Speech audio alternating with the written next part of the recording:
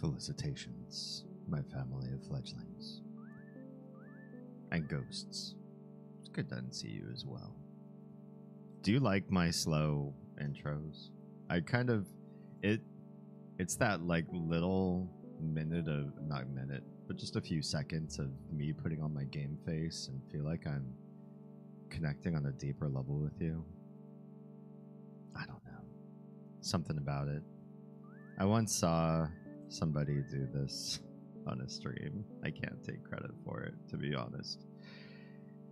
And just like felt like my soul was being stared into. I was like, oh, I don't know how I feel about this. I feel very connected right now. I feel engaged with this person who's in their room just staring at a camera lens with intent.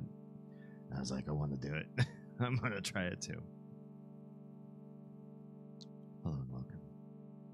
Welcome to the channel named Damien Holme. That's me. Yesterday, we got into the weeds a bit.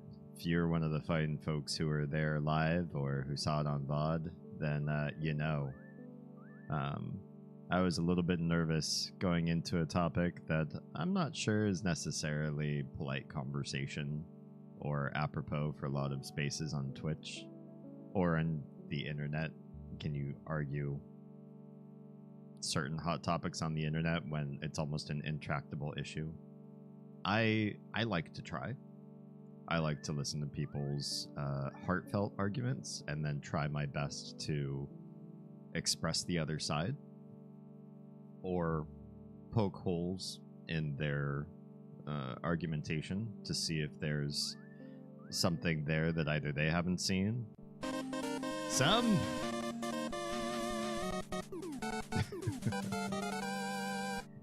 My favorite animated emoji, Slinger. How are we doing? Good to see you. Yeah. So I enjoy the controversy. I hope everybody else does too.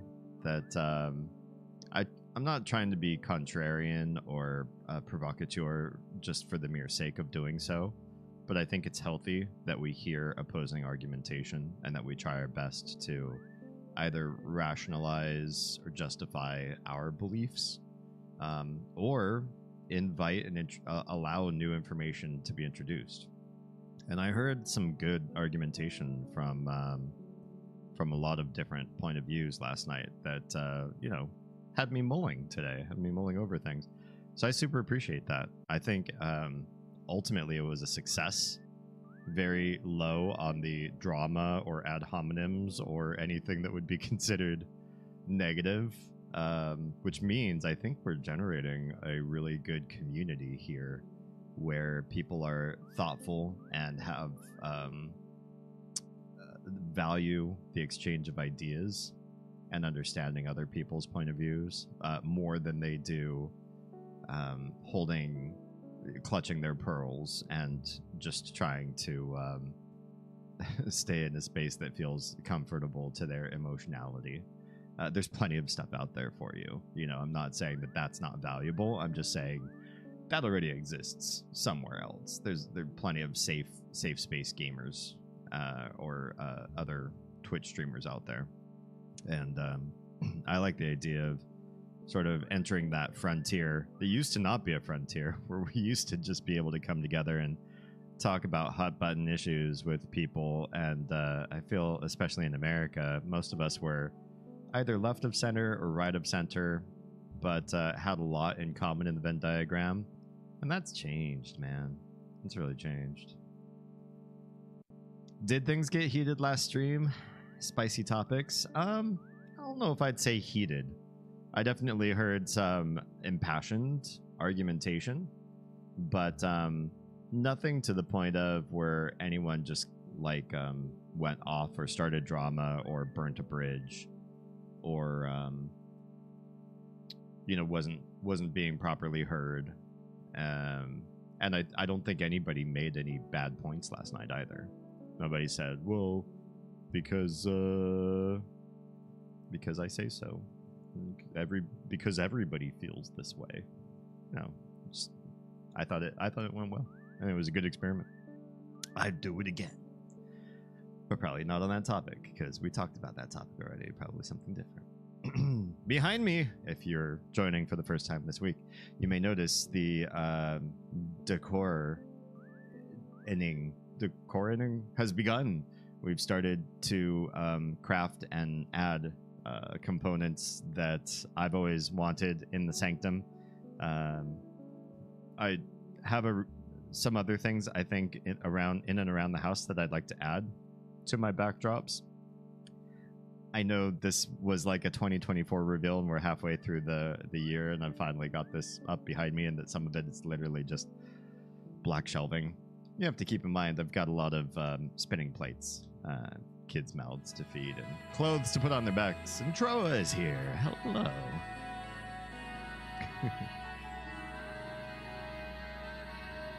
Everybody is rude, doing anger, rar. Never mind, I just need snacks. Honestly, hangry is a thing, but I felt yesterday nobody was particularly rude. The only case where I saw like one little ad hominem, I stepped in and was like, "Hey, don't do that," and then it didn't happen again.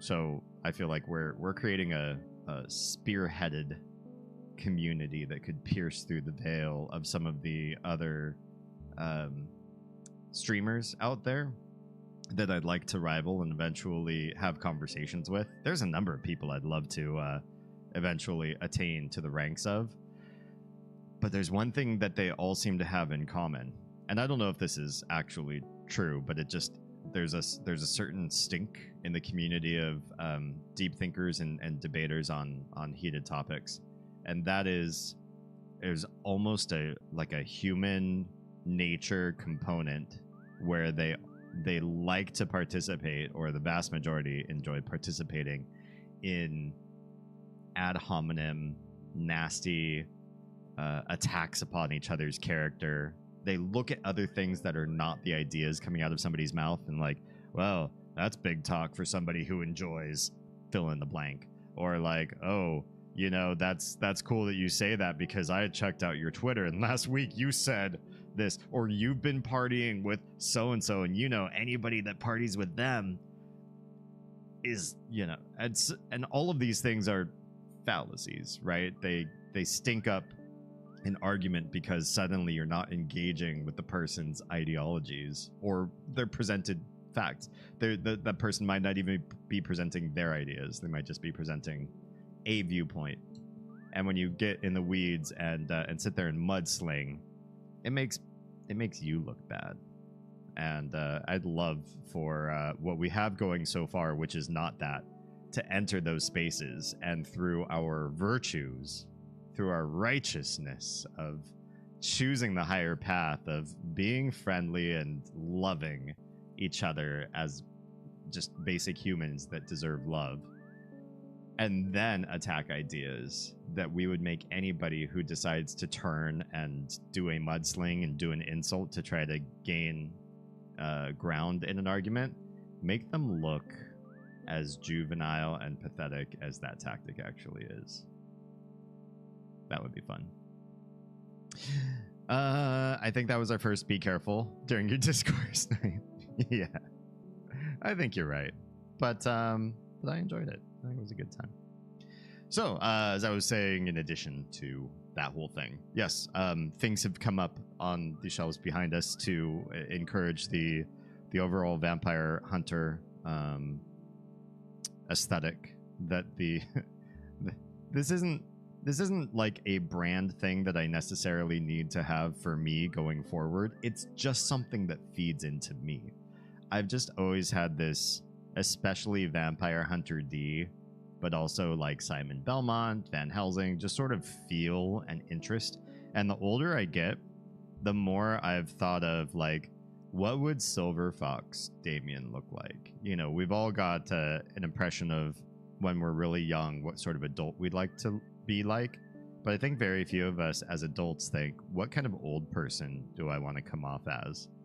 And wearing polo shirts and khakis and crew cutting my hair, just it sounds awful. I believe I'm a soul torn out of time. I believe I deserve lace at the cuff. I believe that I deserve,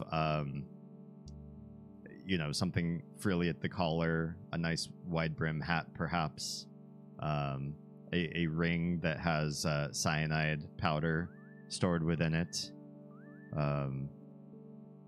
tight gloves.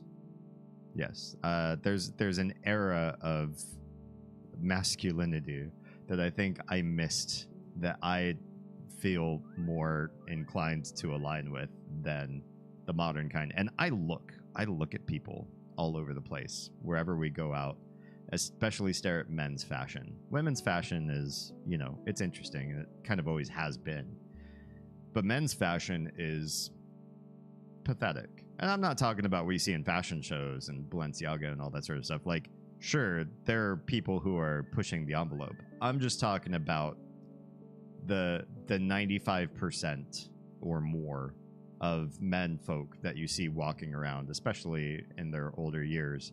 What do they choose to wear? When they have to leave the house, you have to wear something. You can't just go around in your chonies or your robe. So what are you going to put on? Jeans, shirt, maybe a shirt over that shirt with buttons and a collar.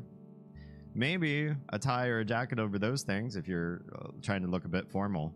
And there's like nothing else. There's just no thrill to the world of men's fashion.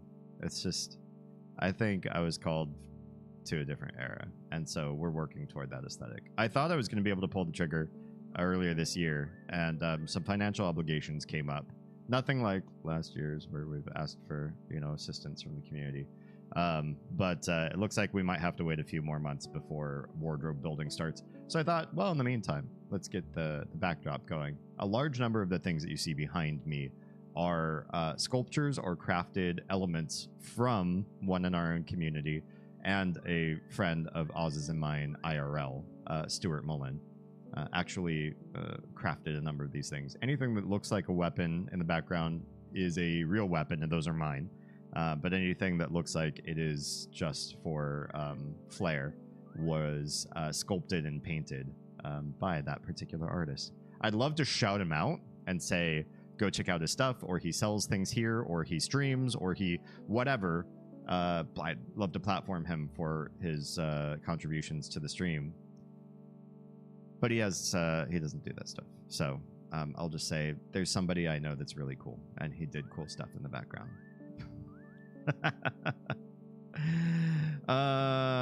There ain't no good guy, there ain't no bad guy, there's only you and me, and we just disagree. I like that. I don't know what that's from.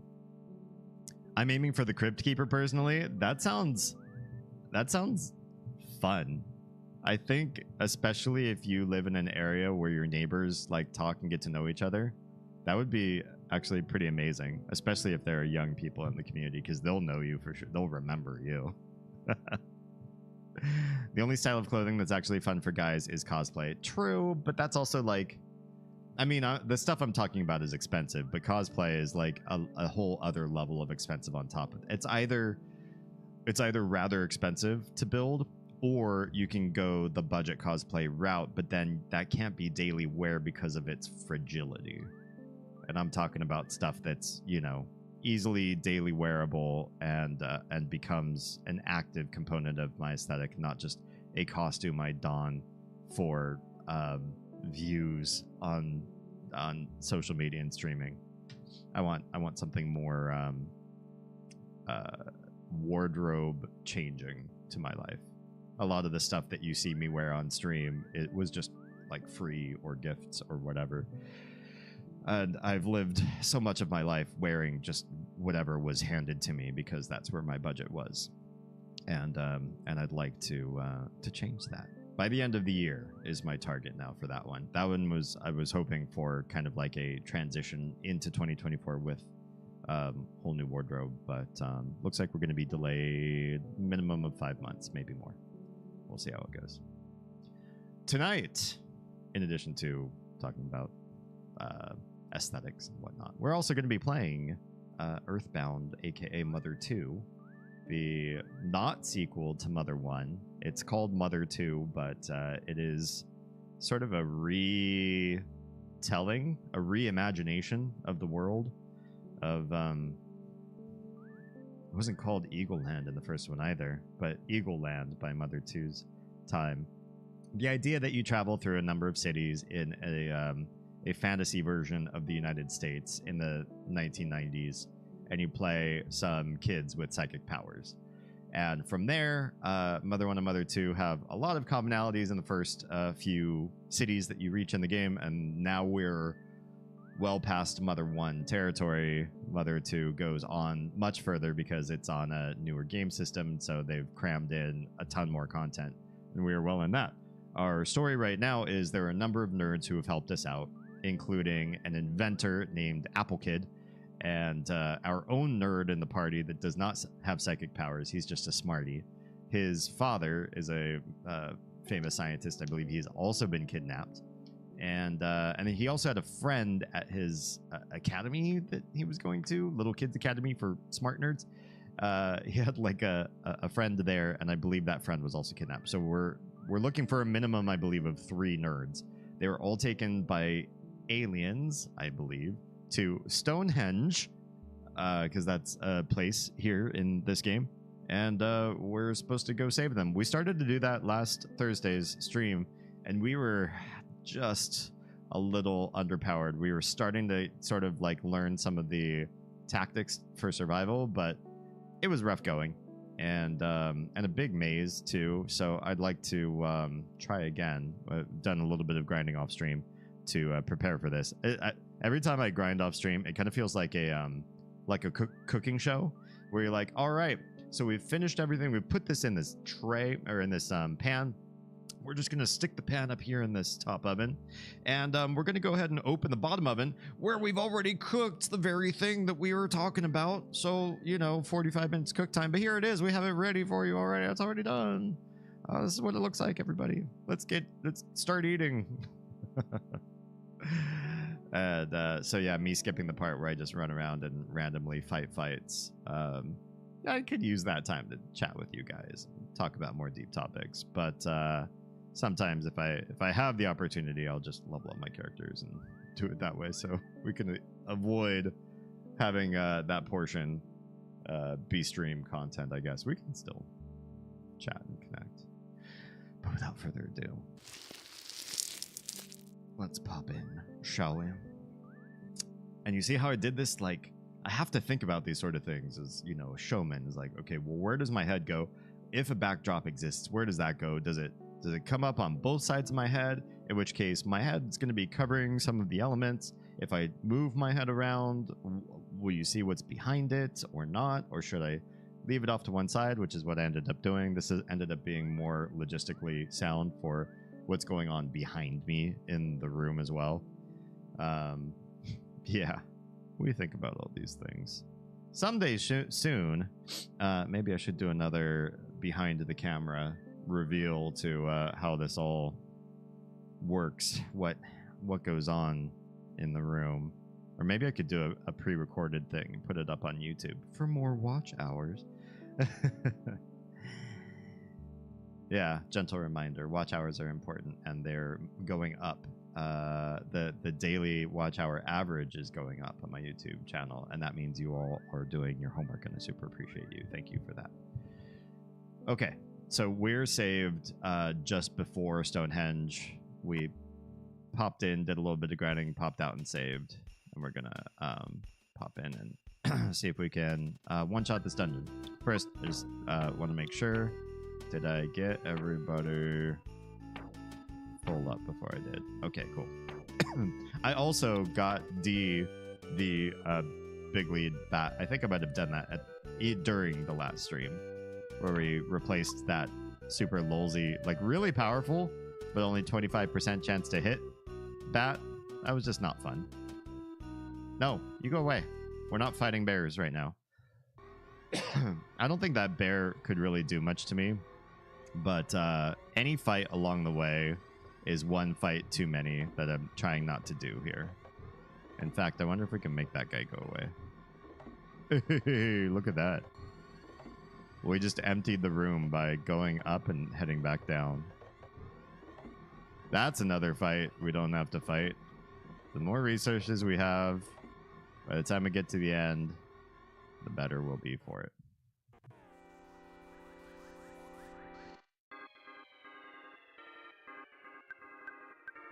Okay. Our characters should be of a strength. But we kill this guy. Oh, never mind. There's a crit. I was going to say that we kill him before he can do damage to me. But that crit sort of cheated. All right. Now, I came from this direction over here. When I was trying to leave, we found that this was a way up. That this way and the other path to the left converge. Oh, they're fighting me no matter what. Oh, we're only fighting one. Even better. When we fight one Mook Senior, we can kill them before they do damage. If I fight two, I can't dish out fast enough damage to avoid the damage. But in this case, the other Mook didn't join. You know, ever since last stream when somebody said the word Mook kind of sounds a little bit like a weird slur of some sort, but like for aliens or robots or something. Now I hesitate just a little bit every time I say the word because it does a little bit sound like a bad word. Like, oh, maybe I shouldn't say Mook on stream. Maybe that's one of Twitch's no-no words, or YouTube's gonna demonetize my video in the future for saying it. It's literally what they're called. That's just what they're called. I didn't mean for that to happen. Hey, Travis, what's going on? No, it's just in my brain now. It does kind of sound like a no-no word. I don't know why. All right, let's go down. We're still in, you know, big maze here, so I'm not quite sure which way to go. I'm liking all the crits, though. We're apparently doing really good with RNG. So far, we've used 0 resources, lost 0 health. So I'm super appreciative of that. And I do kind of want to explore a little bit. Uh-oh. This is not something we've fought before. Atomic Power Robot. Different music, too. This music slaps. It's a real word. It does sound like a slur, but it just means like an idiot or foolish person. Oh, okay. Cool. I use Mook as a slur because of who they were in Mother 1. They could cast a spell that would put random, I think up to 3 different random status effects on every person. And they could cast it every turn. So you could then cast heal on yourself to get rid of the status effects. And the very next turn, cycle around, the Mook could reapply status effects to you. They were awful to fight.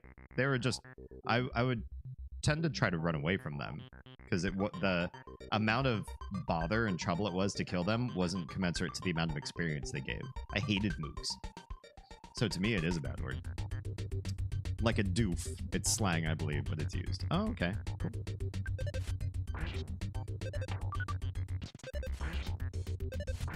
Alright, these guys I haven't fought before. Ooh, he missed me. I'm afraid because he's a robot that maybe he has an explosion. Oh, crap, he does. Okay, cool.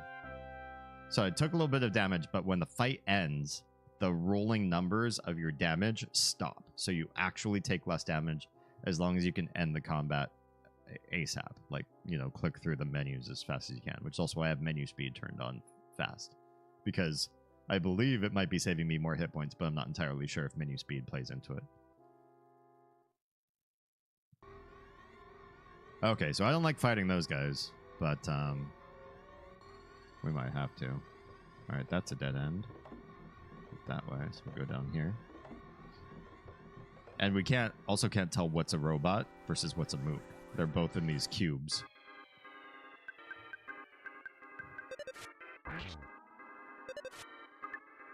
Also, for those of you that just joined... Uh-oh, this guy's dodging all my attacks. He might actually get an attack off. Damn it. Okay, he attacked the person that has the most hit points, so I feel comfortable with that. Maybe we can kill him real fast and not take as much health. Good. Also, per Troa's encouragement, there is a new stream dono bar down on the bottom. I presume this one to move slowly. It is for something that I didn't feel comfortable putting up as a donation goal, because it's a hefty piece of equipment that manages a significant amount of audio issues and control things that are just like amazing for streamers. Basically, if you know anything about the God, what was it called?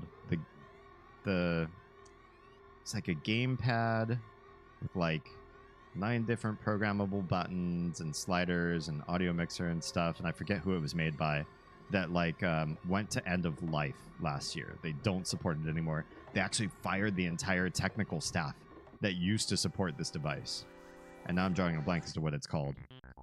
Oh, it's another one of these guys. This would be the major enterprise level alternative to that device.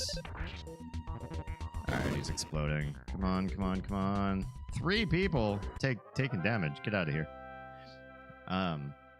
Yeah, I wasn't going to put it up as a stream goal, but then I did, and I went ahead and applied, existing gift, recurring, and prime subs to it, bit donations, the whole shebang. Anything that comes through as revenue for the business goes back into the business. We do not skim off of the top of the monies that we make. This is true for Oz and myself. We do not use these for anything that we haven't declared openly. So, yeah, know that that's where your generous contributions go. Hey, D leveled up. I blame the game. Next thing you know, the characters will be taking Dinkleberry Potion to defeat some creature called a Honeyok. That sounds about right. This game is just wacky. And if you think about it, the headcanon behind this game is a Japanese production company, Rare, thinking, what could we do to make the iconic RPG move from fantasy medieval Europe to modern times America? So all this stuff is kind of like their weird kooky version of America. Just think about that for a minute. This is what their team thinks of America and Americans. This area needs more ran boobs. I think every area needs some kind of boob. Oz's level. Why are I'm getting all these like bullshit levels? Just ones. I mean, I guess even 1 is better than nothing, but still. Alright. Starman. Can we fight Starman alone, please? Oh, will we? Oh, we're fighting them both. But we get a surprise open attack, so that's good.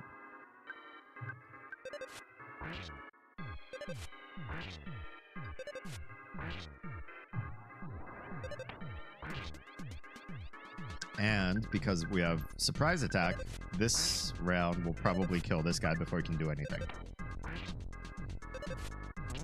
Oh, especially with another crit. Okay, we're critting. That's pretty good.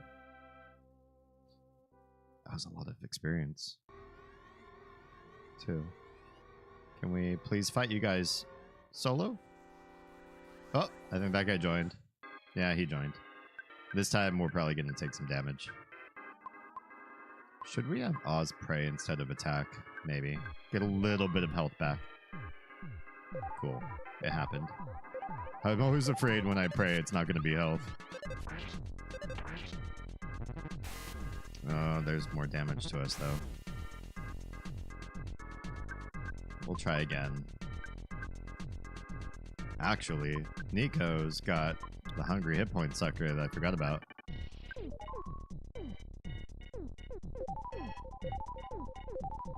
Yeah, this like free health is really nice when it lands on health. And double crits, that's pretty healthy. Okay, and he's gonna go on guard. I'll take that. More healy dealy. Nice, look at that. We have used no PP so far, which is We're really good that we've gotten this far without using any resources. Our main goal isn't to stop Oz or Lost from using PP because they can get it back. But Ness cannot get his back. Can we get... Oh, uh-oh. We got floaty things all around us. Red? Why did it turn red?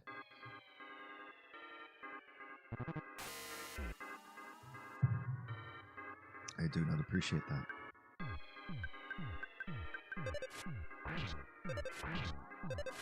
I think if all four of us attack, we can wipe one of these out in one round. Cool. Thank God today's the solstice. I thought it was next month for some reason. Now the sun can start going away again. Yes, happy you hit the apex of sunlight day, everybody. This is a big day for me because I also loathe the sun and see it as an enemy and cannot wait to have shorter days and cooler temperatures once again. We live in a, cooler part of Georgia, but we still live in Georgia. And the summers here are tolerable with AC. As long as you live in AC, it's fine. But I really... Here, the fall time is like perfect summer weather for me. But I have to wait till the fall to get it. And then the winters are, nice. We can actually layer up a little bit because it gets a little cooler in some of the other southern states in the winter. And we even saw snow one winter. It didn't stay on the ground, but we saw it fall from the sky. I'm so happy about that too. I don't like long days. I prefer long nights. I do. It's not even July. True. Does July get hotter for you in your area? At least the days will be shorter. I agree. Sunlight is evil. Although, I'll give you a little life hack for free. 10 minutes in the sun is required to avoid rickets. Rickets is a disease that used to happen back in like Northern Europe for aristocracy and whatnot because they never saw the light of day. And then it didn't happen again for a long time because of society's changes and how most people live their lives, and everybody kind of got some extra sunlight and got some good vitamin D in their bodies until gaming culture came around. Then you had people who were addicted to playing games all day, and without seeing the light of day for days, weeks, however long on end, modern rickets started to come back into humanity. We started to get an old disease back because of our proclivities. So if you can spare, I mean, you ought to spare like 10 minutes a day with a good amount of your skin exposed to the sun. It might be an awful 10 minutes. You might turn on a timer on your phone and grit your teeth while you're out there and try everything you can to distract yourself. Or, douse yourself with some cold fluids and chug some other cold fluids so your internal temperature is also cool. Do whatever you can to survive those 10 minutes. But 10 minutes can get your skin its vitamin D intake that it needs. How about that? Isn't that neat of skin? Vitamin D is actually a hormone, so it's a little bit different than other foods that we must ingest. D can be created in the body. You're my dad! Wookie, wookie, wookie! Nice poop. Nice farting D there. I lived in Michigan for a while. Nothing but Christmas trees and bone-chilling Canadian cold. I love the sun. Okay. I suppose there's that end of it. Eating mushrooms also works. Oh, are mushrooms high in D? That costs money, though. Everybody can step out into the sunlight. I don't go outside for several days at a time. Well, I mean, if you get your D in other ways, mushrooms, vitamin fortified things like milk. But sunlight is, free for most people. Even if it's cloudy, you usually get the proper amount of irradiation into your skin through the clouds to generate the vitamin D.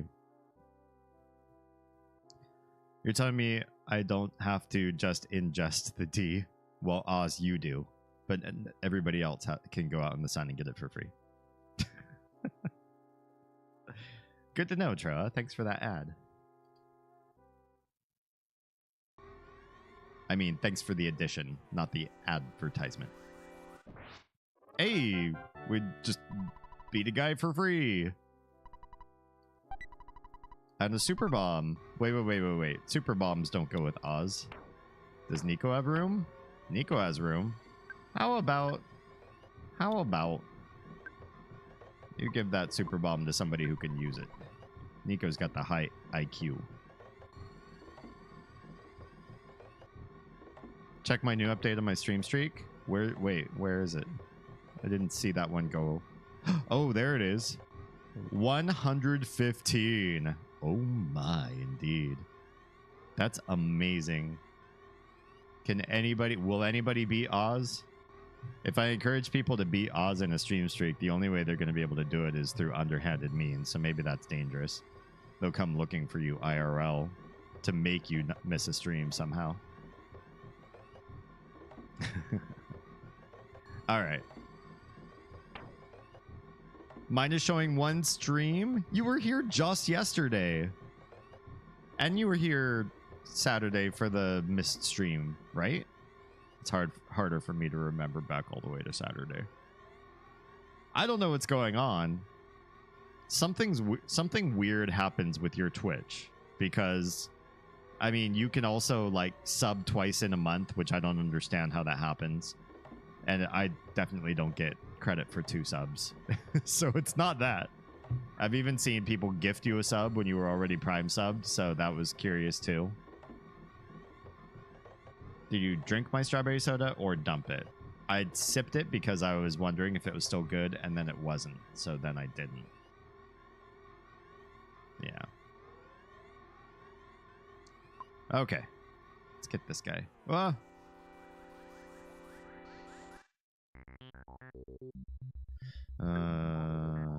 I know Starman. I don't... Well, we better kill the Starman first, because if we kill the robot first, we'll take the full explosive damage. We can't have that.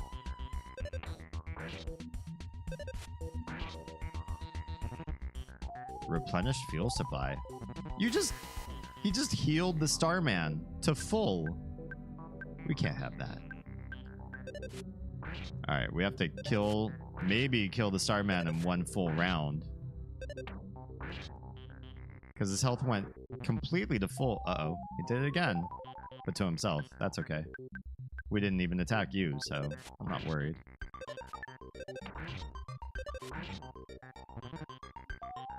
And he just maxed himself out again. If that's all he does in the round, that's not terrible. It just means we have to do more damage than he has full max health. Okay. Stop. Damage. Okay. Whew. I'm getting mad experience from these fights. I'm just nervous about lasting. I feel like up is a trap. I feel like down might be the way to go. Let's hope I'm right. These Starmen, and they're teleporting around. Ooh, but we got attack of opportunity. And we got a free kill. And a level. With very little worth. Thanks. Oh no, there's a treasure up in that direction though. Oh, we have to go get the treasure. That means we've got to fight more fight. Ew. A mook and a Starman? Kill the mook. Kill the mook. Oh, well that was a nice crit.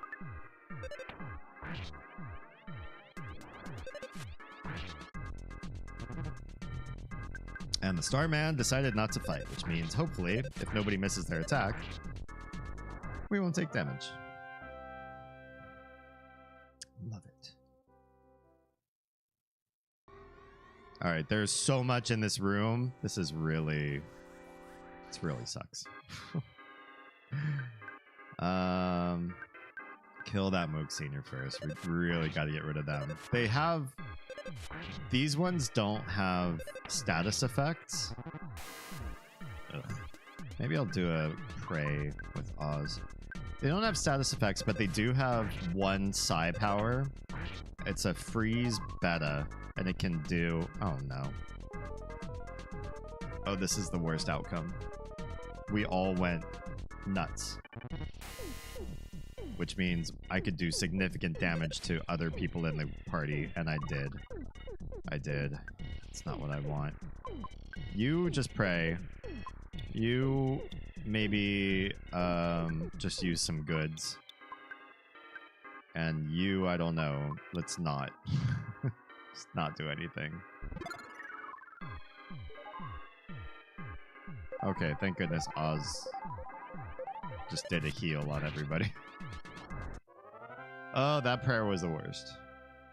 The worst. But Nico leveled up. And again, another throwaway level. Awful. I just want to make it to that present up there, please. Hey, another freebie.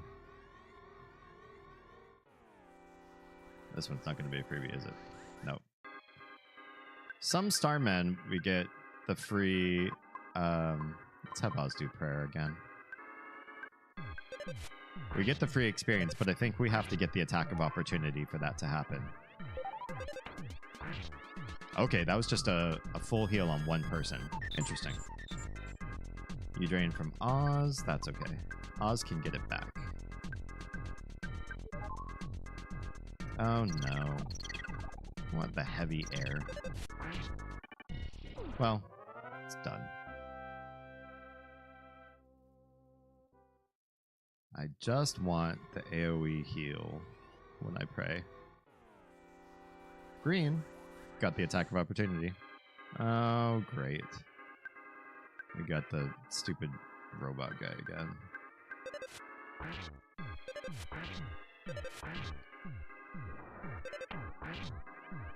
Alright.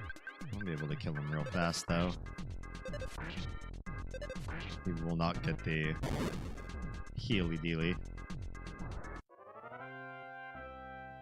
We didn't take too much damage. Those guys are the real culprit for us losing health, though. I really just wanted this. It's obviously here, tantalizing you to go back for it. And it's just a life noodles? That's it? I mean, it's a free res that we don't have to use PP for, but it's not my favorite. Well, we actually walked through that big room without getting into a fight. And nothing spawned in this room, too. Even better. That was a rude nude. That's not the way. Oh. Oh. This is not what I expected underneath Stonehenge at all. But it also looks like we're facing significantly more dungeon than I had hoped for. Oh, hi, buddies. Hi, many starmen. Some of which will fight on the ladder, apparently.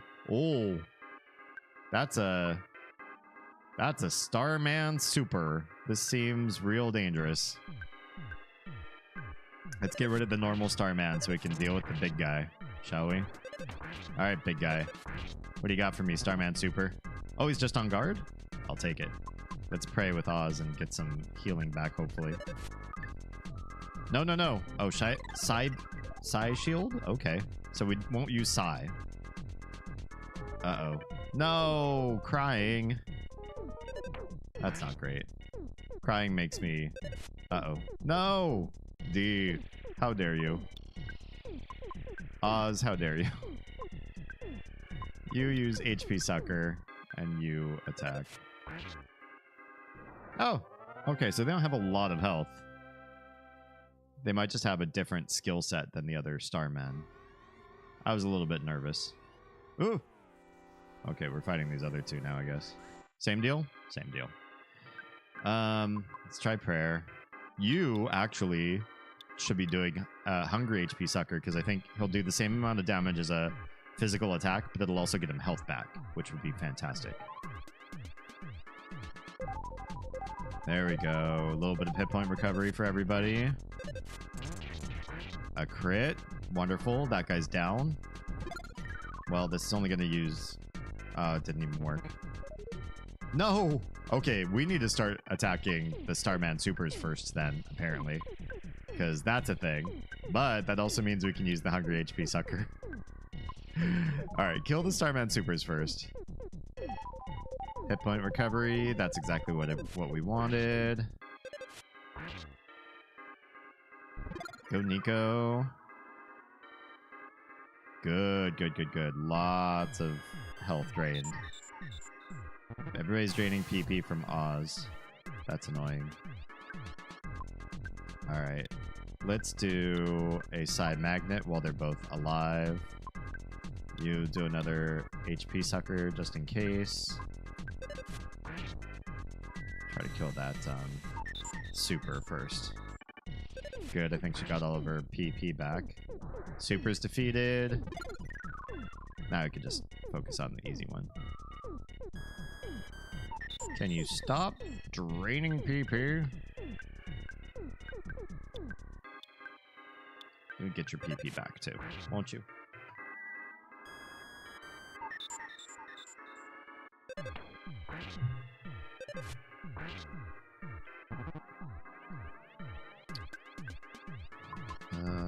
Let's try prayer again. No, no, no, don't. Her hit points are down, but it's not that big of a deal.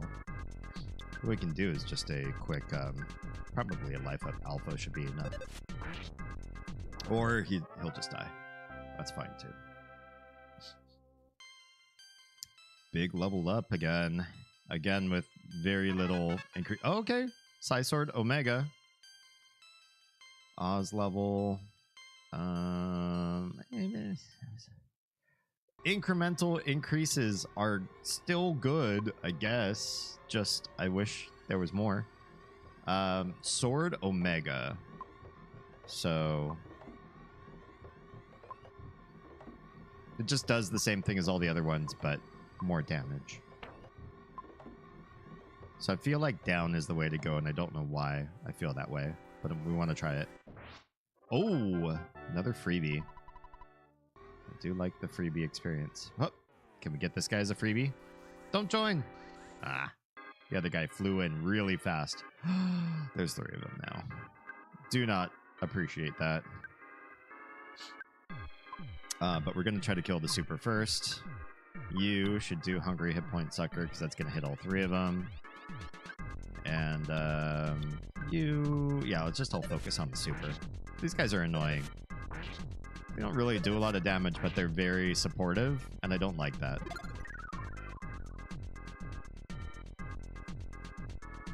Very nice. Very nice. It didn't even work on the last guy, but I'm okay with that. And Nico's health is maxed out. Let's do Life Up Alpha on Oz and get her capped out.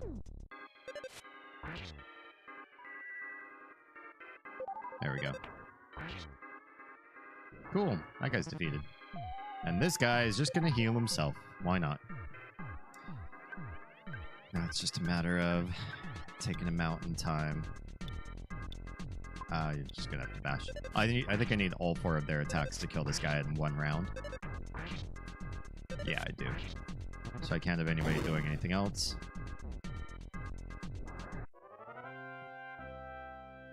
I need to quit the combat ASAP.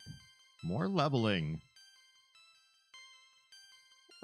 Hit points and PP went up by more than 1. Makes me happy. Oh, I did want to go this way. Acai Caramel. Yes. And free fight? Not a free fight. Every time you see a Starman, is it 2 now? Is that just how it is? I don't appreciate that.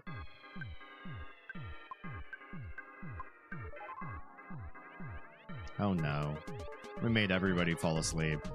I hate this. Sometimes. Prayer is just a awful thing. More prayer. Hey, free PP. Guess I can't argue with that. And they're still asleep. I guess we'll take it. I was looking for some hit point recovery, but whatever. Let's kill this Starman Super ASAP. Oh, he woke up. The other guy's still asleep. then so is my lost. Okay. No more super. Oh, we woke up this guy. But he probably won't get a turn. No, he definitely won't get a turn. Beautiful. Well, the side carvel's nice. That is beneficial for D, who cannot recover his own PP.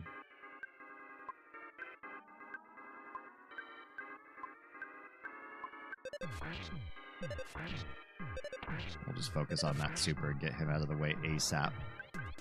The other guy didn't... Oh, yeah, we had an attack of opportunity. We could potentially not take any damage. These backgrounds are so cool. I know I've said that before, but the backgrounds in like every fight are just so mesmerizing. They really did a good job designing this game. All right. Okay, we're fighting both. That's fine.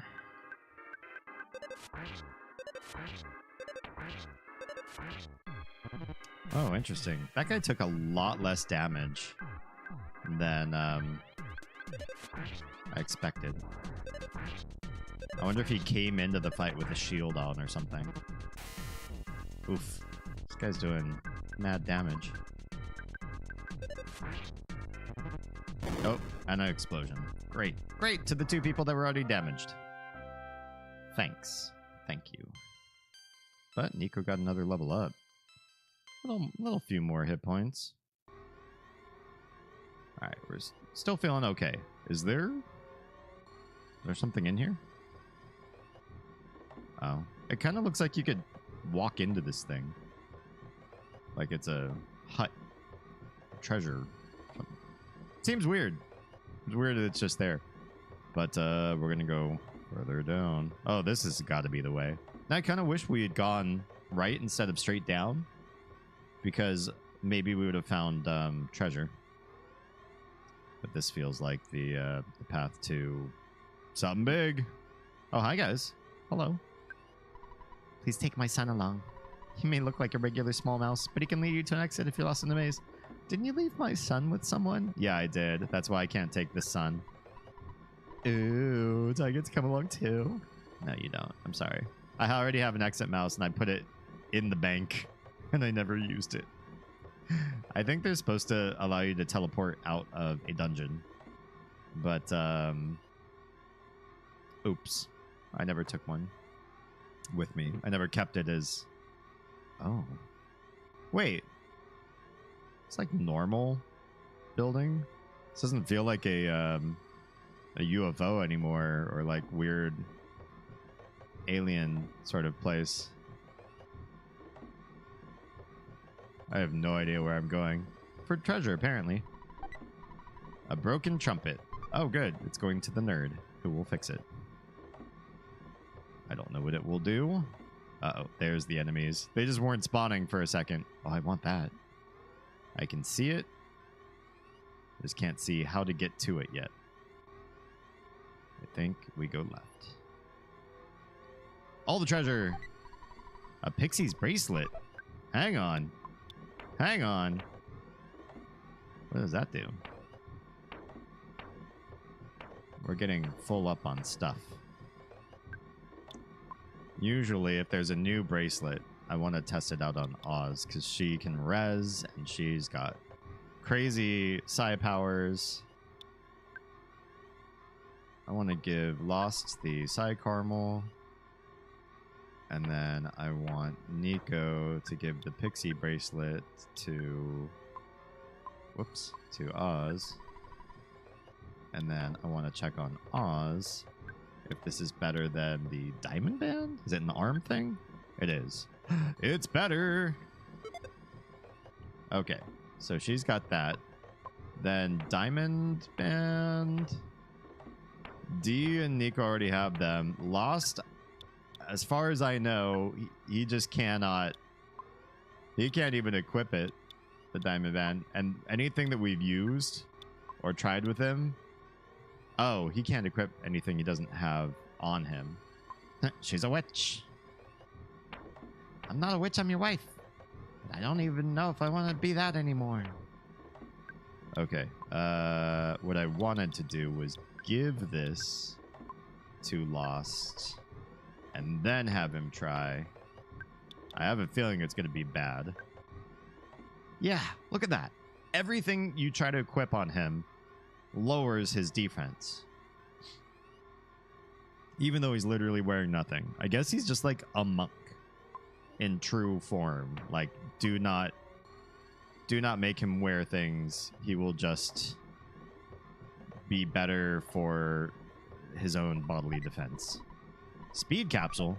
I think I want that now. That went to Oz. Use on... I feel like D is slower than he ought to be. Can we use it on D? Because I feel like especially Oz and Lost get fast. So there are a lot of enemies in this room, and we didn't have to face any of them. That feels kind of weird. What is going on here? It's my friends. It's more than just the people that they said were in here.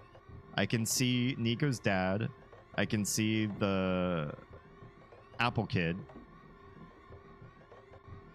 Oh, this is creepy. Wait, this kind of reminds me of... Didn't they do this in... No, it wasn't in Mother 1. It was earlier in this game where the blue cult had captured people, didn't they? I think. Maybe I'm mixing up the games now. Oh no, bloop glop. Can't see anything. Bloop glop. Nico! Bloop. Where is Nico?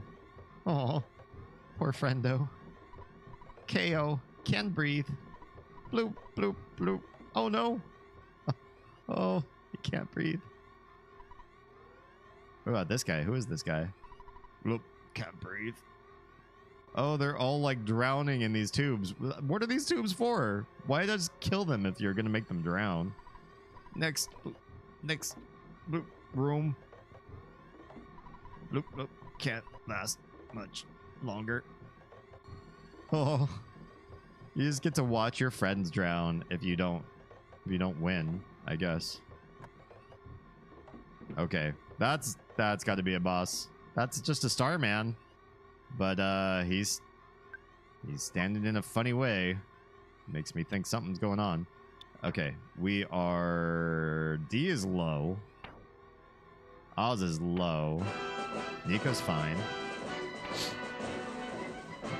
And Lost is okay. Let's do Psy Life Up Alpha. Will that do it? Probably. Try it. It did not max out D. That was my bad.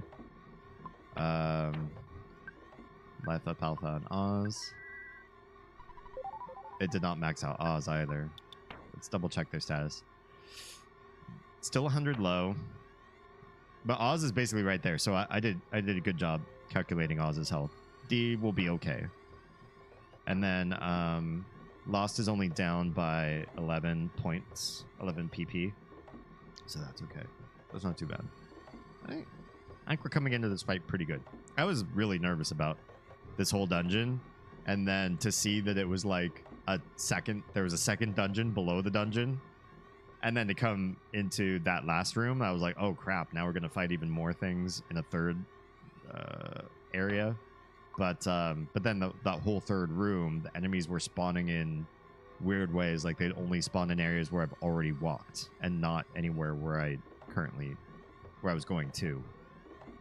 Maybe I was just lucky, but I'll take luck. I will take luck. We'll wait the few seconds it takes the people in the cheap seats in Twitch to get back, and then we will embark on this fight and see how we do. All right, it's a dead-end room. It's just me and one Starman standing in front of something. Like I don't even know why we came down here, what he's guarding, what are we here for in the first. We're really just here just to protect our friends, really. Hey, what's up? You're much stronger than our intelligence indicated. We were not beep prepared for that eventuality. The prophecy from the click apple of enlightenment may be true. Apple of enlightenment. We going biblical here? But you must not underestimate us. Out of fight. Well, here we go. Starman Deluxe. D's gonna bash. Bash is gonna bash. Oz, we might as well just start off with a really strong Psy. Let's go. Full ham. Freeze Omega. Nico's gonna spy because if he's got a weakness, I want to know it. And Lost, I'm not sure what to do. Oh, maybe some protection for everybody. Let's do a shield on... Let's do a big shield on all of us, shall we? Freeze Omega. What's it do? Uh-oh. Deflected. Oh, thank God. Oz has protection against that. Offense 143, defense 186. Let's shield us all. Because this guy apparently can't take side damage. Oof. But he can take regular hits. Oh, he does big damage. Oh, but we can also deflect that damage now. Hey, what's going on, Defiant? Yes, first time playthrough. The game's been really interesting so far. Super quirky, super weird, but so am I. So I'm having a lot of fun. We're pretty far in. We're at a Starman Deluxe underneath Stonehenge, if you know anything about the duration of the game. I don't know how much game is left after this, and I frankly don't want to know. So if anybody knows, oh, you're like, you know, you've got 15% left, don't tell me. I'm enjoying the ride. I just know that this is already like basically almost twice as long as Mother 1, and it's been interesting to see so much more content after where I thought it would end. Nice, one of my all-time favorite games. Still have my original SNES copy. Nice, good stuff. We're playing through the entire Mother series too, so if you check out my YouTube channel, just look for Damien Halme. You can see I made a playlist of all the Mother games. So right now, obviously, Mother 1's fully there. Mother 2 is up to, you know, tonight's stream. And we're going to play Mother 3 after this as well. So do the whole shebang.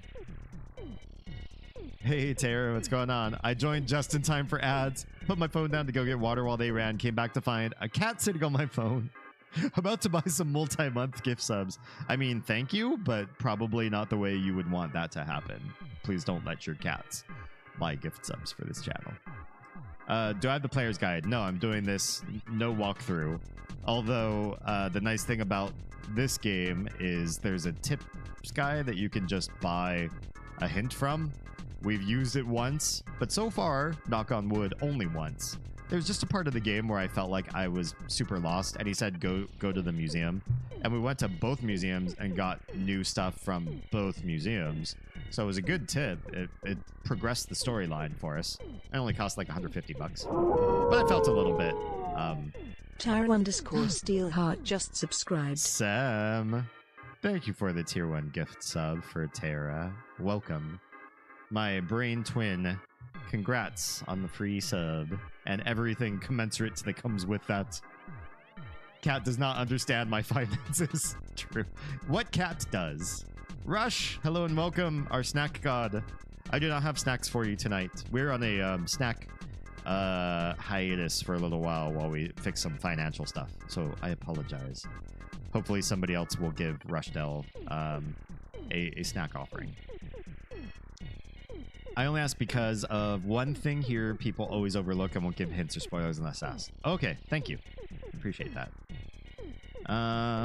Looking out for my finances. Oh, perfect. Troll made sandwiches. There we go. What kind of sandwiches? Can we talk about this?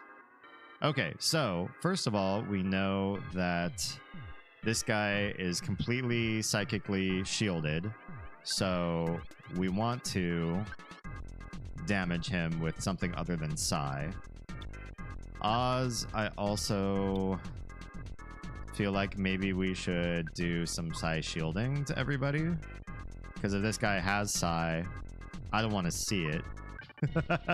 I don't want to know about it the bad way. This guy could also do some fun stuff though too. Maybe we could shield kill? Let's give it a shot and see if we can take off that Psy shield. If so, Oz can do some crazy work real fast. And then this guy is going to do some heals back to Oz. I always love being here as a hand when people need. Super appreciate that. If you know anything about the Mist series, I do rely on hints somewhat significantly because we're also playing through that series on Saturdays. And without gentle hints when needed, I would be... The stream would still go forward, but I think it would take me hours longer to get through the content, which for you all is probably a bit of a snore fest to watch me click around the same 50 screens and staring at all the pixels for, you know, hours on end. Taco Bell sandwich? Oh, what's going on there? The ingredients spell Taco Bell? Wait, what? What is this? So, tomato, avocado, cheese, onion, bacon, egg, lettuce, and lightly toasted bread. Nice. Nice. I see how that worked out. That's very clever. I played Myst back in the day. Good. How did you like it? I'm liking the story quite a lot, but I feel like there's some bullshittery with some of the puzzles. And there's a lot of hunting. There's a lot of just clicking and searching for things that they hid around the world, which to me isn't good content in 2024 brain. This half of Brain Twin is just waiting for you to get to the Myst 4 endgame so I can roll around in catharsis. You just want to see me suffer the way you suffered. Love the series. Or is it that it's really relieving to get to the end game? Love the series. Feel that the game series is missing those old school puzzle games. Like later on, they didn't do as well as the old school ones. Okay, let's heal. Let's see how this goes. Psy shield to everybody. These are expensive spells, but they're also hopefully make this fight a lot more safe for everyone. Ooh, nice crit. With the big crit coming in. Does shield killer work? We did it. We removed his shield. Oh, he can still hit us with a beam. That's unfortunate. I was not counting on the beam coming through our defenses, but apparently it can't be blocked by a psychic shield or a physical shield. But that's okay. We'll still do fine. You just shoot. Can we try? Let's try with Lost. Assign magnet. See if we can get some PP back from this guy. I don't know if it works or not. We'll give it a shot. Pretty good damage. That was a lot of PP for that low of hit points, though.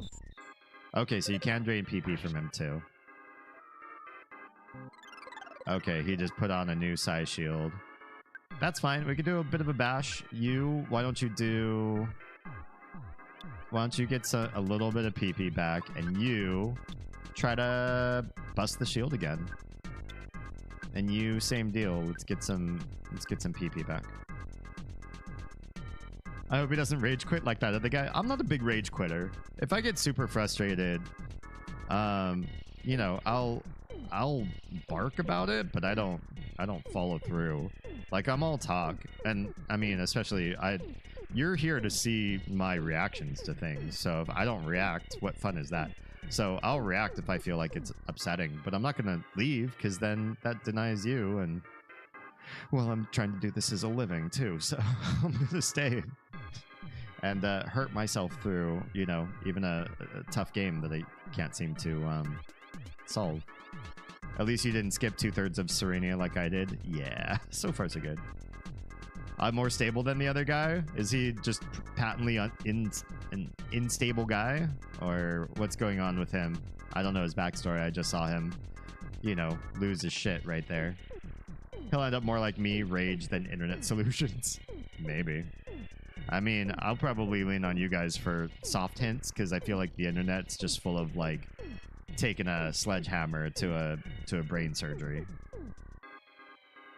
That was pretty entertaining when you figured out you could go down in the submersible.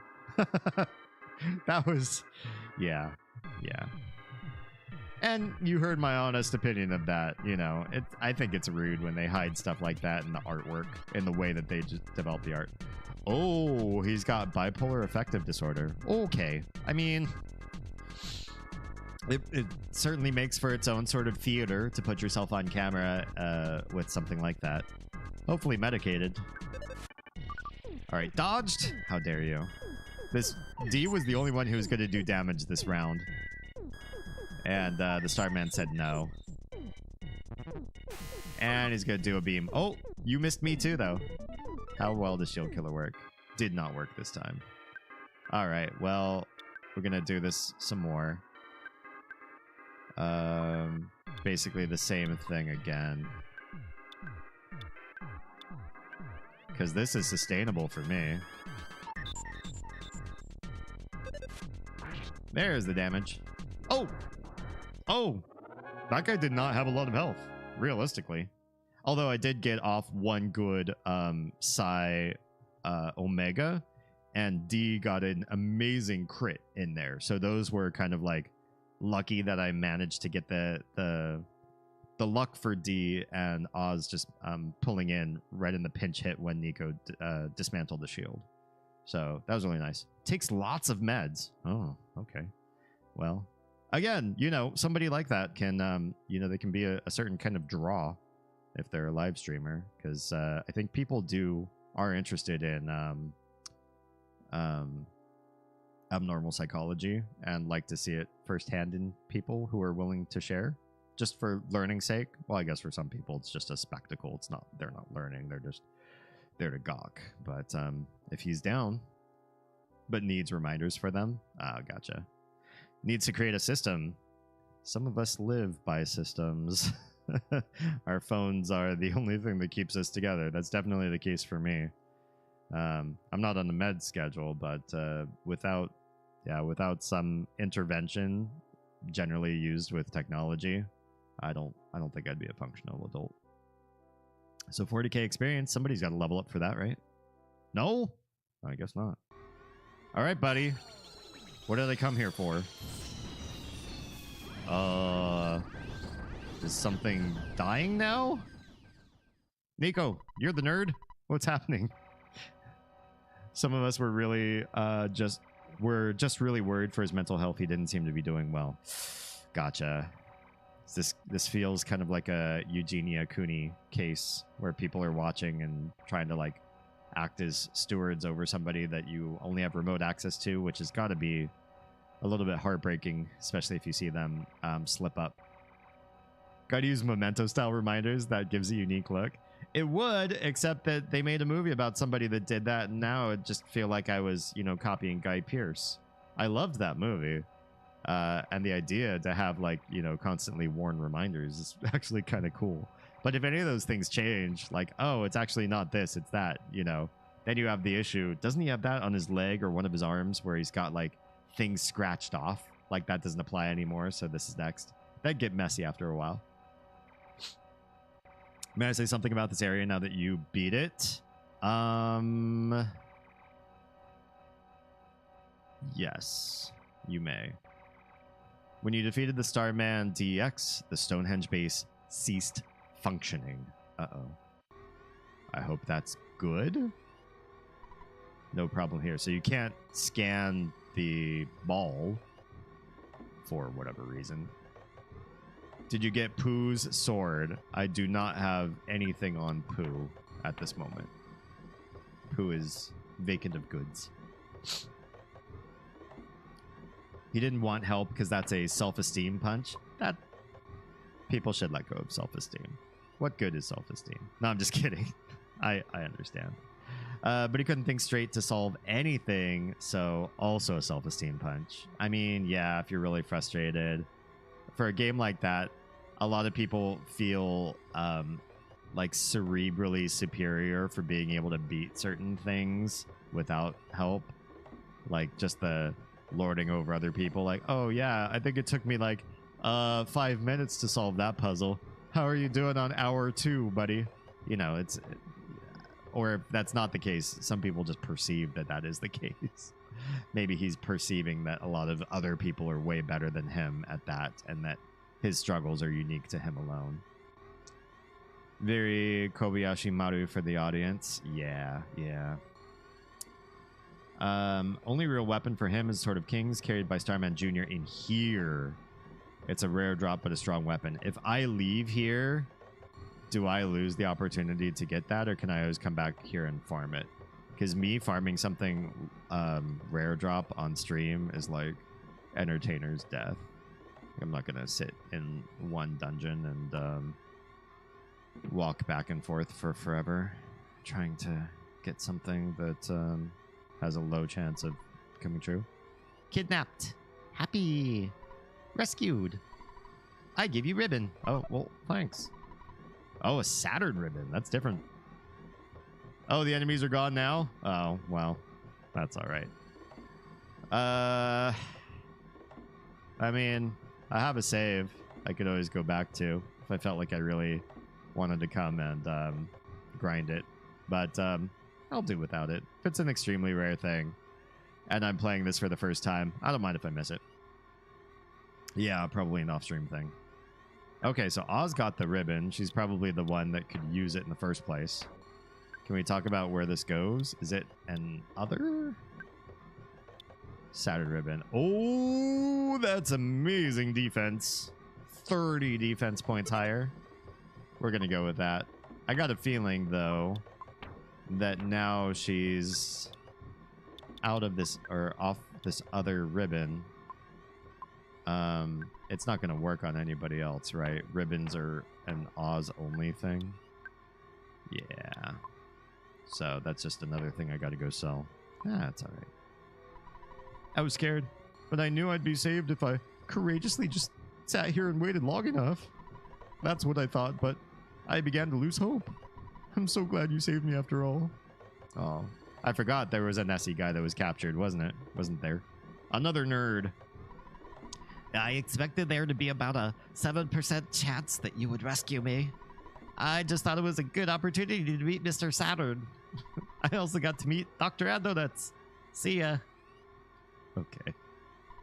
What? You're looking for the book Overcoming Shyness? I returned it to the Onet library. Oh, of course you did. Of course, I didn't even have to come here and save you in the first place. I could have just gone to Onet and just let you all drown. No, that wouldn't be a good idea either. Please use the book to help the Shy Tenda tribe. Anyway, because I knew you, I had incredible experience. Wow. I was kidnapped by some of Gigas's toadies. You're welcome. Hope it happens again to you. That's weird. That's a weird flex. Since our imprisonment is now over, I want to start the phase distorter as soon as possible. Oh, I almost forgot to thank you. Thank you. Don't worry about us. You've got important things to do. Okay, old man. Thanks. Thanks for being a good dad. I was kidnapped while milking a cow on my farm. I didn't think they'd get a ransom by kidnapping little old me. Well, you're right. I don't think they were looking for that. Nico, buddy. Oh me, oh my. You came to rescue me. How? Oh, D? I'm Tony. I'm Nico's best friend. I've known him for the longest time. Okay. Cool. Why do you still look so spooked? Is that how his face always was? Who the hell is this guy? This is the happiest moment of my life. No matter what happens, I will live 10,000 years. Oh, will you? Thanks for all that you've done. You're welcome. I'm so happy to provide this experience for you. Okay. So.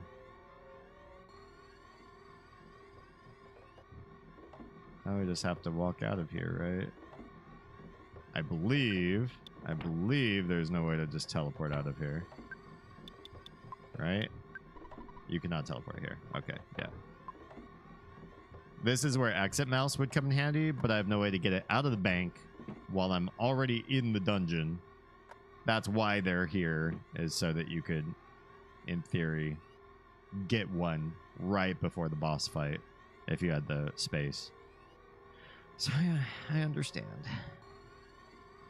But this also means if there was loot up here in this other room, in this room, for the path that we didn't take, maybe.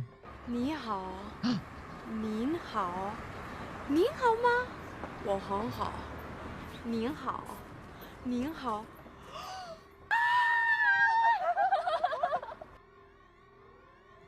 谢谢你啊，好吧，所以是1分钟吗？我忘记了是什么，让我看看啊，我忘记怎么说，怎么，多少时间？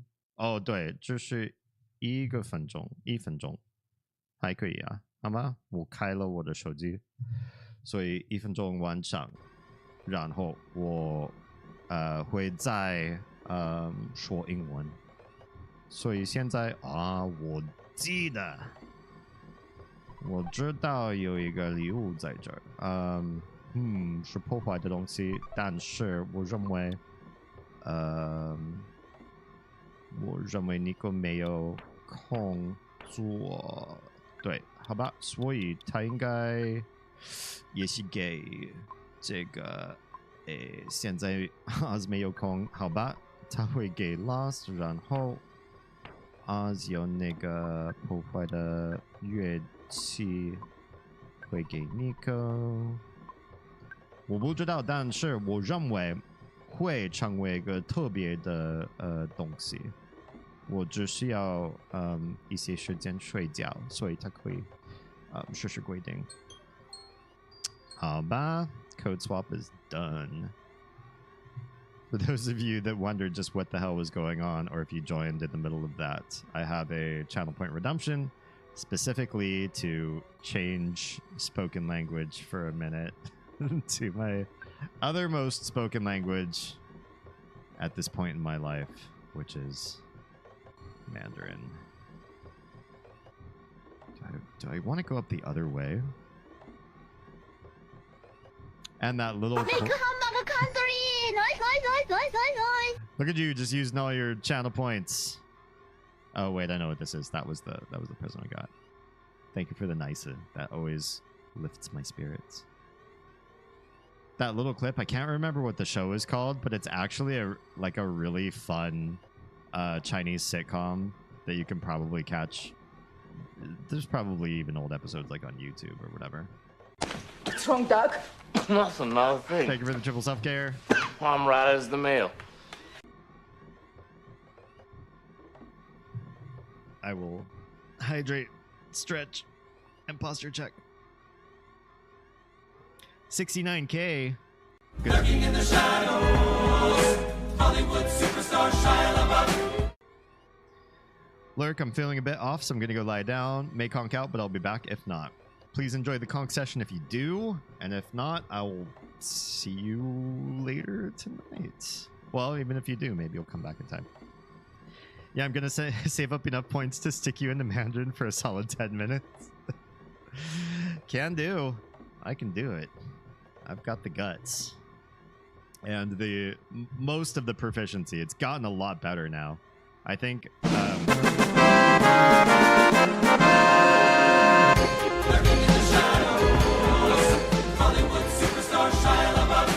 Oz, enjoy the soak. Hey, what's up, Sprocket? Long time no see, my dude. How are things on your side of Atlanta? We're just playing a little Mother 2, aka Earthbound tonight. I don't have a quick exit to this dungeon, so I'm hoofing it the long way, but I'm trying to see if there were any, like, oh, certainly could use that. If there are any things that I missed along the way.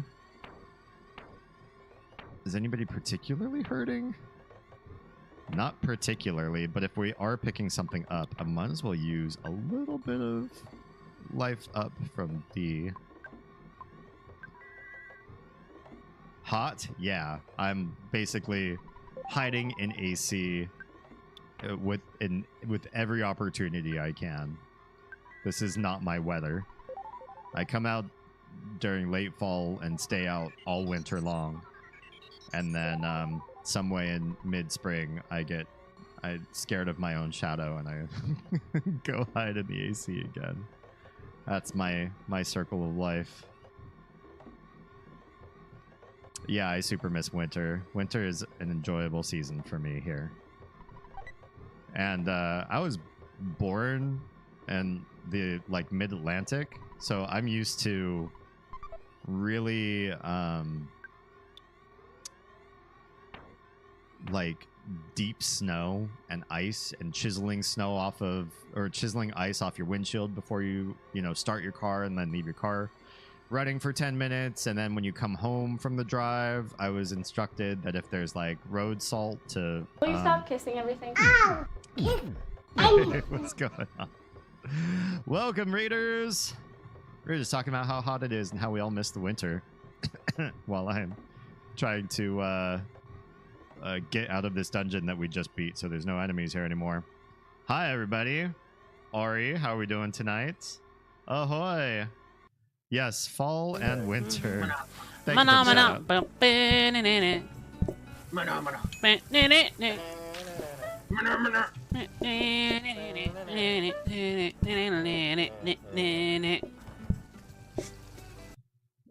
Love it. I hate to say how many days of my total life that song has gotten stuck in my head and have just randomly started it up. But the best part about that particular song is if you're around anywhere, somebody is going to chime in, or they're going to start singing it in their own circle if they're not going to chime in with you. You'll get it stuck in other people's heads, and you'll find just how much of a communal experience that particular song is. Yeah, I have my clip searcher looks through your entire history. So be warned, those of you who stream and come into my channel. We'll shout you out, and we'll find ancient stuff, dust it off, and present it to your raiders. What's going on, pineapples? I, too, am an enjoyer of pineapples on pizza. And furthermore, I'm an enjoyer of freedom, of the ability to shove in your face whatever crazy food you want. Thank you so much for the follow. Welcome on in.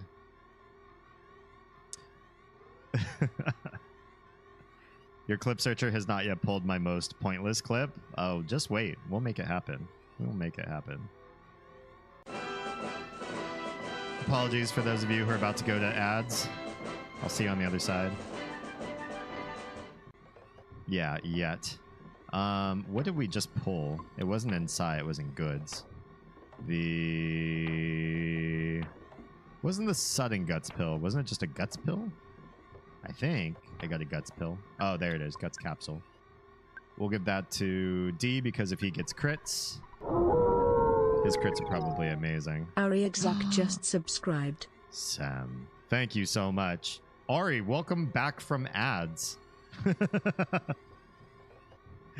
But by all means, if you have to de-stream, go take care of yourself. Enjoy. Good luck.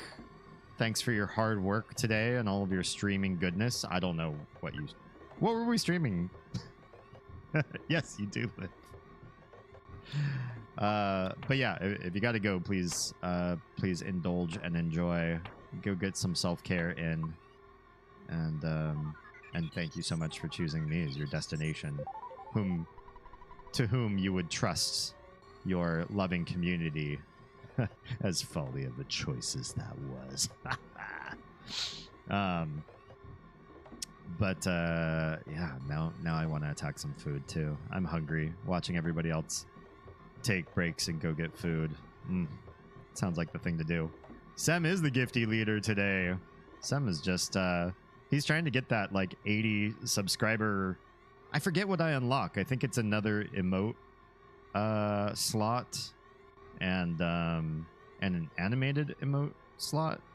I think 1 and 1. I think I get 2 for that particular tier. Good stuff. State of Decay 2 Oh, nice. Thanks for the lurk. Please go shove many delicious foods. They're very good beans. Aw. Wait, Abel bites though? Good to know. I like to know these things ahead of time so that I can wear the proper protective gear. Or lack thereof. Or he pushes you around and steals your lunch money. No! Mom gave me that so I could buy chalky milk today. It was a special day. Because I did good on my math test. She said I could have the chalky milk. And calls you nerd? Oh, that's it. I can't tell you how many times I was called nerd growing up. But it was, yeah. Countless. Countless. I'm just another victim. Oh, wait, Rush, are you to blame? Do I blame Rush? I mean, I generally blame Rush for most things anyway. But in particular, should I blame Rush for this particular raid? In which case, I'd be more than happy to. Anytime I get to blame Rush for anything is a good day. Have you seen that ridiculous points plus nonsense? Like, it makes sense for partners, but they have the same requirements for affiliates, which is stupid and makes me grumpy. Points plus. I don't think I know about points plus. The only thing I saw recently that was dropped were all of the sort of like new redemptions that you can do, where you can like highlight your message with cool like glowies. You could do like an emoji rain on the screen, a bunch of stuff like that for like some nominal bit amount. But I don't think that's called points plus, is it? Why me? Because I like to blame you for things. I was voted as biggest nerd in my high school. I got a senior standout too. Does anybody else in chat get a senior standout thing? Like most likely to bring home to mom, or I don't know what else what all they are. I got most changed because when I came into high school, I was wearing like oversized cartoon t-shirts, baggy pants, like wide glasses, like retro 70s looking glasses. I'm not that old, promise. And I don't know what was going on. My hair was like all a mess. It was crazy. And then because I was placed in classes with higher classmen, older people, there are a couple girls who were in the cheerleading team that clocked me as smart and easily swayable to do their bidding, and started asking me for help with their work so that they could pass their classes, so that their parents would get upset at them, so they could continue to go to parties and cheer and all that kind of stuff. And I agreed on the premise that they helped me win over this girl that I had a crush on that was not either of them. And so they did the movie trope of the makeover thing. They had me trying different clothes. They had me coming to school like every day with a little bit different thing that I would do to my hair. Just all sorts of stuff we went through the gamut. And by the time I hit my senior year, they had already graduated because they were upperclassmen, so they were already gone. But I got most changed, and the side-by-side pictures, I don't know where I would find them. I mean, probably my yearbook if I were to go scour for it. But it's pretty wild. It's pretty weird. Like, I can't imagine those two are the same people, and neither of those two people look like how I do today, for sure. I'm a victim, Damien. I don't believe you for 1 second. Snack god. The bit price on those was dumb. Biggest nerd was not a flattering one to get. Yeah, I guess not. Unless you were like, queen of other nerds, and you sort of had a dominion of other people who followed you around and did whatever you did. That might be pretty cool. I'll paste a little blurb about points plus on your Discord. Okay, cool. Yeah, I'll do some reading up on that later on. Let's revitalize. This gets me back to full again. Good stuff. I actually met like the alpha nerd at my high school. He was a couple years above me too. And he was in drama, so he was kind of emotionally intelligent sort of nerd, but he also had like a group, like a following of people who did like D&D and LARPing and study sessions together, and were also in sports. Like, they were kind of actually all over the place. They did a little bit of everything, but they were all like, you know, listening to Oingo Boingo, wearing like Renaissance clothes around campus some days just for the hell of it.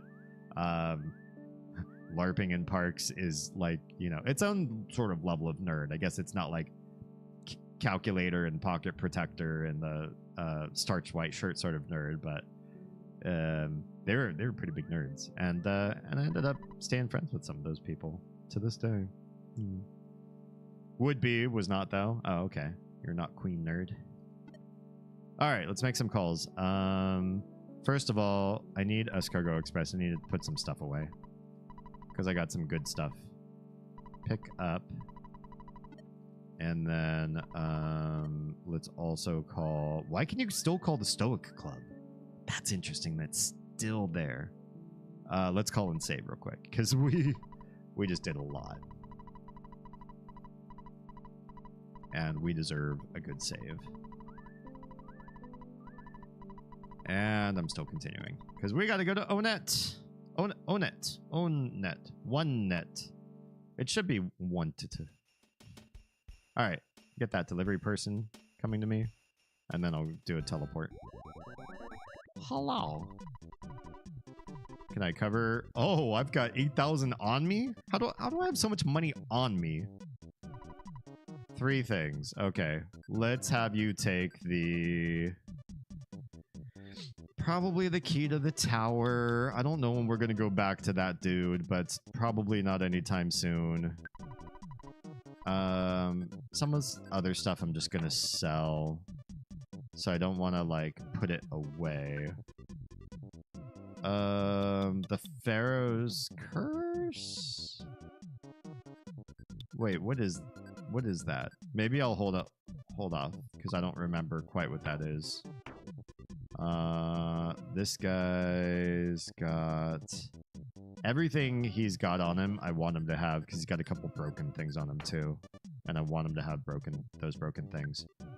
Let's do the life noodles. We've got a few life noodles that we've put away already, so we can take those out at any time that we want and save some money or trouble. And then this pack of gum, because this one was for the monkey, but now the monkey has his own gum. We met him like twice. He's got his own gum. He's doing okay. What did Rush do? What I think he did, what I've accused him of, is sending a raid from another community of people that we've only met this evening. So we don't have a predicated relationship to make this happen.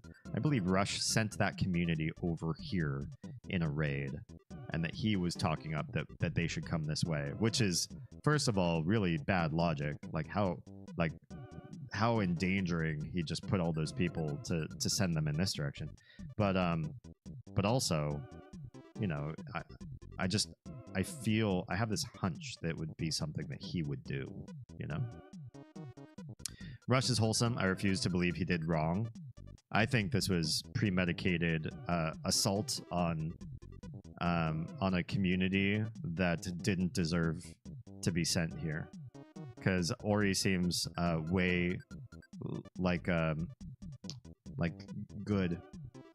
goodly and community of goodly people, and now they're here with a bunch of degenerates. And yeah, maybe I did, Damien. Maybe I did not. Alas, you have no proofs. No, just a strong hunch. Unsettling sense in my gut. It sounds like good intentions, like giving someone a new car knowing they can't drive. Yes, that's exactly what it is. You've sent a bunch of wholesome people to this degeneracy, knowing that they could be defamed while here. We're a wholesome community. Wholesome. That's true. Most of us have quite an array of holes. Let's give that guy those things and teleport back to the very first city that we discovered in the game. 1 to 2. Just kidding. It is pronounced Onet. I did check the Japanese pronunciation. And in Japanese, when you go to this first town, they pronounce it Oneto. Oneto. So, Onet.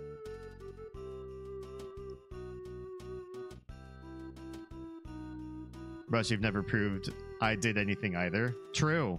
Silvos is completely absolved of blame as far as this community is concerned.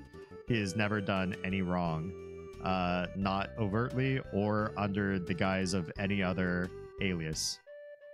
That's our public stance on Silvos. That was a sentence. You what? I didn't clip it either. Good. I believe you. Hydrate, Silvos, you hallucinating. Rush blames me for every good thing he does. I know. Rush is like the biggest philanthropist this channel has ever seen. And every time he does good deeds for my community, he gets mad. I'm not sure how could he get mad at his own goodness? Unless he just really would prefer not to be so good.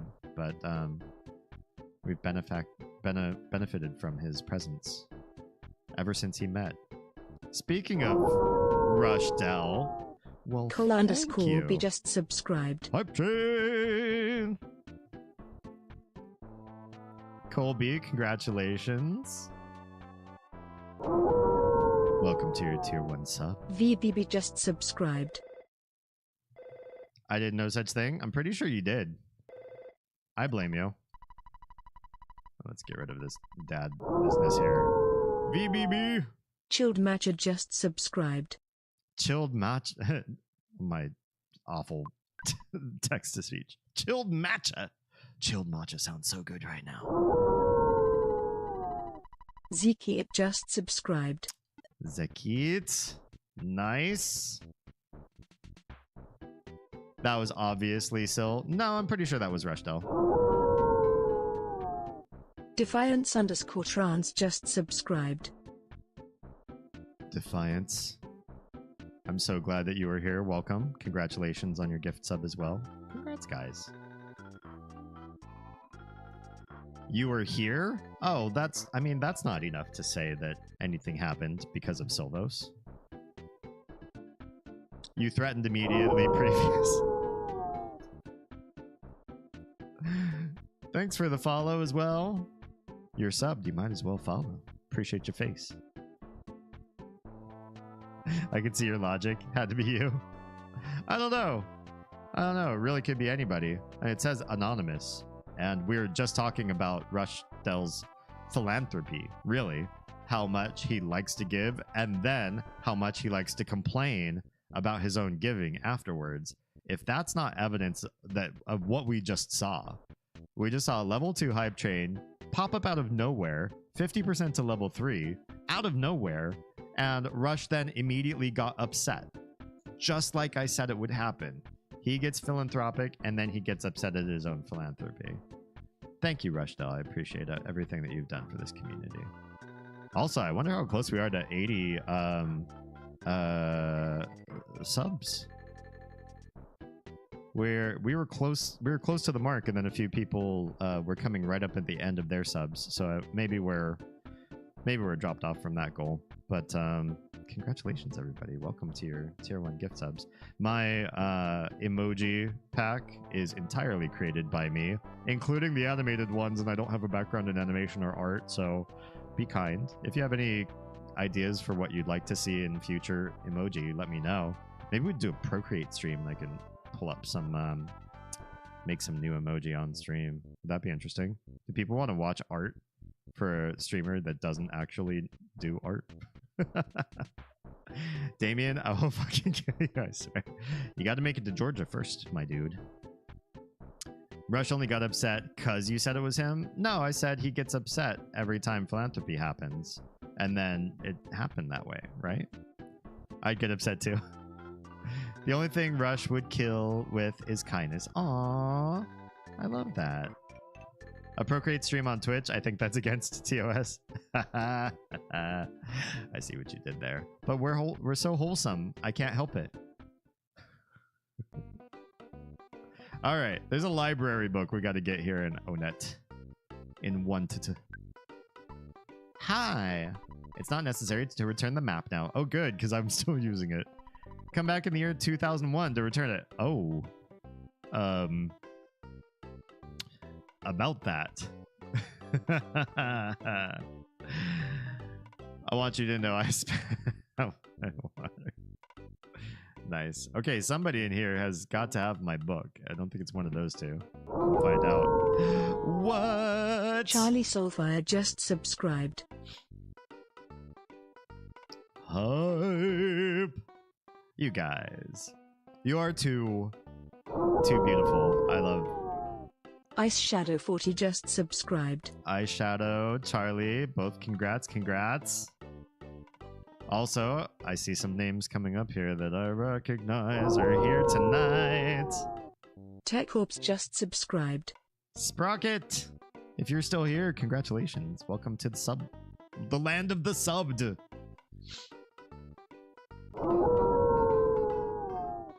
Pineapples on Pizza Enjoyer just subscribed. Now I really want pineapples on a pizza. There is this place that does really good deals that maybe we should go to. I wonder what we're doing tomorrow for dinner. I kind of want pineapple Emmalina pizza now. just subscribed. And Emily, congrats. Welcome, everybody. Tara says, now that was probably Rush. Fully. Tara's on board. Sheena, I think she's probably got a good idea of what's going on but with the Silvos and Rush competition between these two. Yeah. No, I had a different window open when it happened, so I know it wasn't me. Well, there you go. Couldn't have been Silvos. It was you. Well, it wasn't me. There's no cat sitting on my phone. Thank goodness. At least it wasn't the cat, because I don't know what kind of recourse we have if the cat buys subs. That would be dangerous. Lexidex Pineapple on Pizza. There's an awesome local place. Oh, we'll be right back. It 100% wasn't me. Well, we're about to beat our last record. Wait, really? Does that say that on anybody else's screen? Let me click on this real quick. Complete level 3 with the combined contribution of 5 tier 1 subs or 2100 bits, level 3 emotes. Emote rewards are offered for milestones all the way up to level... There's a level 100. Holy crap. Hype conductors, sub or gift to take over the spot. Use bits to take over the spot. Channel all-time record was 40% at level 5. And we're about to beat that? It doesn't look like I can't see what level we're on. It just shows a trophy and it shows a progress bar to full at 76% for me. Is that what everybody else sees? Yeah. Last record, not all time. Right, but I think the last record was my all time. Maybe not. Maybe we had a hype train between the level 5 that we got last month and then this one. I don't remember there being another hype train between them two. Yeah, I think we're in level 3. It doesn't say level 3 on my screen, that's all. Yeah. Anyway, thank you so much for your courteousness, your hospitality, your gift of giving to the community. That's one of my favorite ways to see, especially this particular lovely band of degenerates that have come together underneath my stream banner. It's one of the more giftingest communities out there that I think I've seen, and I super appreciate your faces that you care to invest in the quality of others being here and just yeah, get the looking to your left and right instead of, you know, what just you and I are doing. Super appreciate that. No, I appreciate you. No, it's you who I appreciate you. Ooh, Gil. I like Gil. Okay. I'm finding a book on shyness. That guy might have it. He seems really quiet. Most communities I revolve through are high on gifting. Oh, good. I'm glad to hear it's happening other places. Coming for the big test. It's about games. Hotel row if you stay at the hotel. You wake up full HP and PP. Oh, we've already heard this. This is all like stuff about the game. I guess maybe the circles I've run in, I see a lot more like direct donation and buying subs for the self than for others. Maybe I just find just difference between the circles you and I run in. Giant step. Okay, we've already heard that one. These all say the same stuff. Oh, hi D. It's another nice day. What? Oh, this guy has it. This guy has it. You'd like the book Overcoming Shyness? I've read it. It's a great book. So you want to overcome shyness also? You should be able to find it on the bookcase. Wait, what bookcase? Where? Where is there the bookcase to find? In here? Is it over here? Oh, here? There are books other than Overcoming Shyness. Is it here? No. Is it on your other side? I think if I get too close to her, we talk to her. Shh, you're bothering people. Oh, sorry. I don't think it's in that room. Hey, I received level 2 hype chain emote. Anybody else? Let me, I'm gonna post it. Wait, what is this? Nice. It's not a very clean loop, but it's still nice. Most of the subs I get on my channel are gifted, except during summer hiatus. Yeah, we got to get you someplace cooler. You choose me. Okay, here is another bookshelf. There are books other than Overcoming Shyness. Okay. You found the book! It was here. Balloon dog pooping out another balloon dog? Is that what's actually happening? Oh my gosh, I think you're right. Gross. Weird. I love it. All right, we've got the shyness book. Let's go break some shynesses, shall we? But first, I've got a bunch of random crap on my characters. Excuse me. So many burps. Can we go to a shop and sell some of the bullshit that I now have? Burger shop. We'll do the drugstore. Burger shops sometimes have vendors that don't buy things back from you. They only have a buy from them option. Okay, so... Oh yeah, we still have a carrot key we never figured out just what the heck to do with. Let's sell the jar of hot sauce, literally $1. Thanks. Thanks. No, I don't want to buy. Everything you have is like level 1 stuff. Sell. More sell. All the sell. We'll leave that stuff on the inventory. Kraken soup, beef jerky. I feel like these jerkies can't be that. Yeah. It's selling for like teens of money. It can't be that great of an item. Spicy jerky, 70. Okay, it's better than the regular jerky. Yeah, so...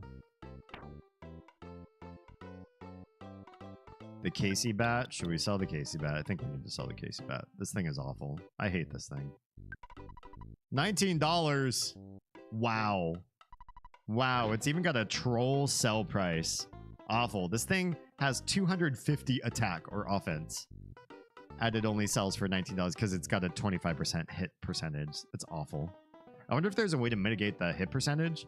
You can just make it so you, like, every single attack you hit. And then that bat becomes like an amazing bat. But I'm not gonna go trying to figure out how to do that. This guy has all things I want him to keep, so that's not a big deal. If you too are of the means to gift, provide, and help out for other people, please do consider gifting a sub or doing things for yourself. You can go to patreon.com/DamienHolme. You can also visit my Discord. There are tiered subs in both of those communities as well that unlock different things for you and different perks, as well as places that you have access to that other people do not, if you like to hide away from the rest of communities. With exclusive content options as well. And every single cent goes back into the business. We don't shave off the top or use our money for anything else except to continue to grow this. And grow we shall in 2024. We are more than a fourth of the way to partnership. In 1 year's time, in less than 1 year's time, I think we will get YouTube partnership. We are a third of the way through to getting Kick affiliate. So if you haven't already, make an an account at kick.com and follow me there. I'm just looking for followers. You don't have to go watch me there. Got plenty of other places to do that, like YouTube, where I can use the watch hours. And if you're on Twitch, you're already beautiful. You're doing great things, and I love you. And there's nothing for you to change. You're already just awesome. Just keep being exactly the great person that you are. I will definitely sell that diamond band. Holy cow. Oh, and Blood Moon Menagerie. I forgot. I should also mention there's a new shout out command that anybody can do at any time, should they so desire. Hey, what's up, robot? And it's exclamation point BMM for Oz's jewelry company, Blood Moon Menagerie. How do we know if we're on Twitch? You will start twitching. Here's Blood Moon Menagerie. A few of Oz's choice pieces. She has custom creations as well. Nothing that you see is anything like what you would find in any shop or boutique. They're all handcrafted and unique, and some are bespoke. So if you see a design you like, definitely ask first to see if she's able to make more of them, because sometimes they're using limited or forged or found supplies in order to create the end product. Yeah, so links in the chat in Twitch. If you're on YouTube or Kick, just go to bloodmoonmenagerie.com or check it out on Instagram. I hope none are wasp spoke though. No, because wasps are assholes. Okay, what else are we selling? Nothing from you. Secret herb, maybe. The talisman ribbon, we're definitely selling that. Yeah, we're not going to use that again. Let's look at what this, the Pharaoh's Curse was. Was that the informational bit? Pharaoh's Curse, ectoplasmic ooze. Oh, this is not. This is a combat item. The enemy may be poisoned, gone after one use. I feel like I'd rather just sell it. I have a permanent item with Nico that does a chance to poison. What about Monkey's Love? We got this, and I don't think I ever looked at what this thing does. A gift from a monkey. It can be used during battle. Okay, but it doesn't say what it actually does. That's weird. That is weird. What if Nico had room for it? Seems like Nico does not have room. He's running out of room for things. Well, I'm curious, but I think we'll sell the Pharaoh's Curse because I don't like one-time use items in any RPG. Wait, I'm pulling it up instead of talking to him to sell. Sell that Pharaoh's Curse. 145, that's pretty low. I don't need anything outside of you. Oz makes wonderful work, I can verify. Yee, thank you. Wasps are assholes. Oz makes awesome work, but I have no excuse for jewelry just sitting around home. Don't wear any at the store either, because it would get hurt, or I would. Either it would get hurt, or I would. Yeah, that's a good point. There are certain ways in which I would dress more often if I was perceived in the greater world. And because I'm living that work from home life right now, I'm low on the perception totem pole. Let's leave out like 500 actually, but we'll drop in that 15K that I can't believe we were sitting on all this time. Okay, that's done. Let's go to, let's save, because, well, let's say, I don't know why you would pay for the phone call here when there's literally a free phone just over there at the hotel. We'll go save at the hotel. Then we're going to go, ow. That truck just tried to run me over. Jerks. What is this, Super Smash Brothers? There's always a free phone at the hotel. Or most of the hotels in this game. We'll save real quick. And then we're going to go to the Tendas and teach them how to not be shy.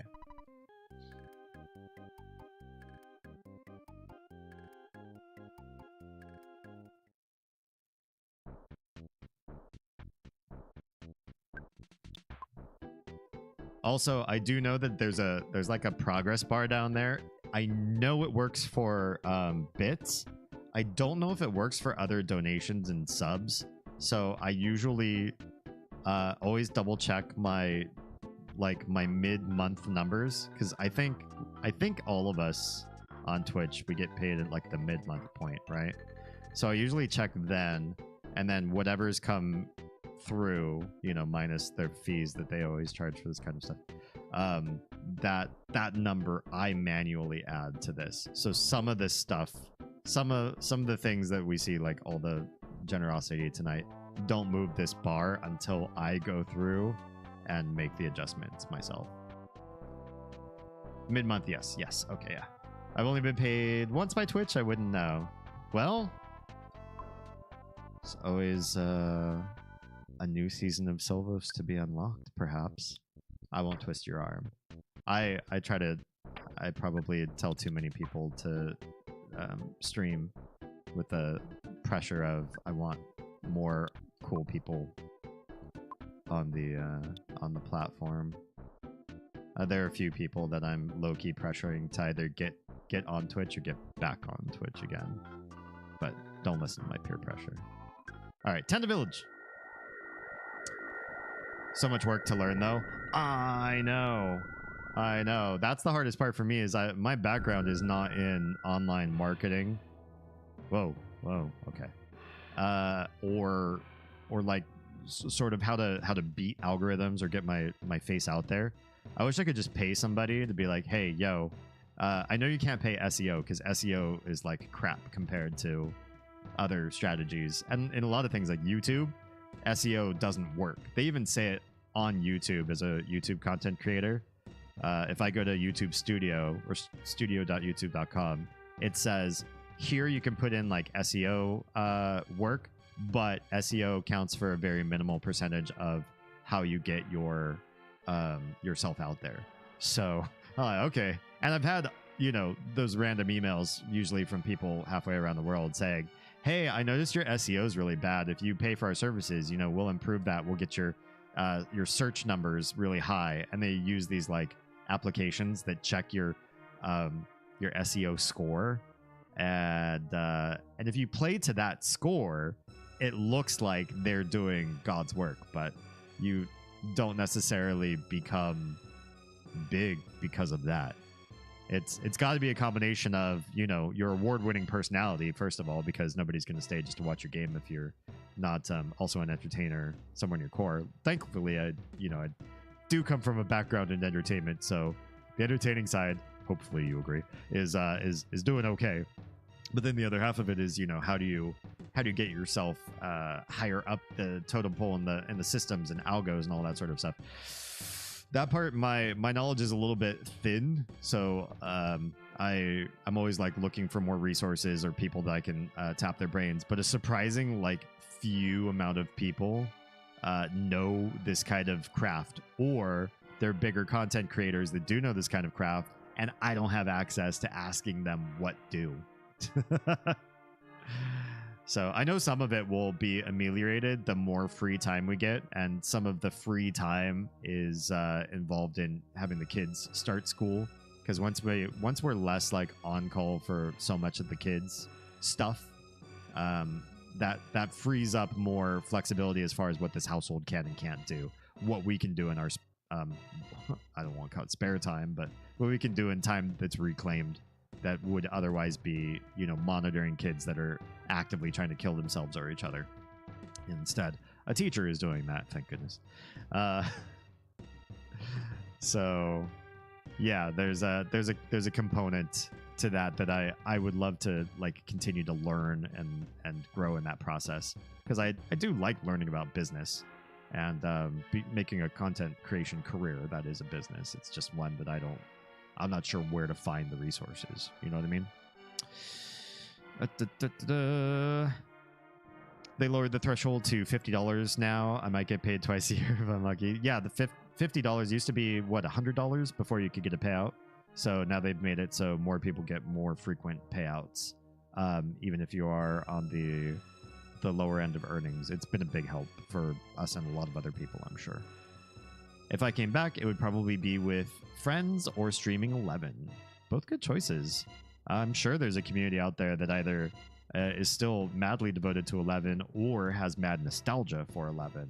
That would be that would make that a pretty good option. And if it's already something that you love doing in your spare time, why not build a community while you're already doing the thing that you'd be spending time in love with? Anyway, wait, why do I see my name in chat? I did a shout out for Blood Moon Menagerie, so there's that. Purely wholesome reasons. Ah, I said the word. It's like Pee-wee's Playhouse. Ew, but also giggity. That's ew, but also giggity is like our motto in this household. He was just bragging about how good you are at crafts and making earrings, so I stand by my statement. True. My statement stands too. Ew. Oz and I both have imposter syndrome, so just FYI, if you see us interacting with compliments and generosity in ways that are awkward and tricky for us, and we start fidgeting and saying weird things, and we lose kind of our higher brain functionality, it's just because we don't believe we deserve good things. That's all. Okay, can I just talk to you and it works, or how does this work? We're shy. Okay, but what if I use the shyness book? You can't use the shyness book. Oh. Okay. Well, surely your... Well, let's... we don't have to say. We haven't done anything here. Surely your boss over here? Maybe we use the shyness book with you? And all that changes? We're all shy. Rumor, I heard a book to fix shyness. There is. Where? Don't know. Just a rumor. Well, buddy, I got news for you. Be prepared to be an extrovert. Just like this. Can you imagine if that's all it took to cure introversion? The Tenda are so cute, aren't they? They're just like little anthropomorphic blueberries, and I fucking love blueberries. Not cursed like Mr. Saturn's. Saturn's are like animate like decapitated clown heads with feet. They are creepy. They talk creepy. They're weird. They do weird stuff. I don't know about Mr. Saturn's, but Tenda are just like, a cute fantasy creature in a RPG. It just makes sense.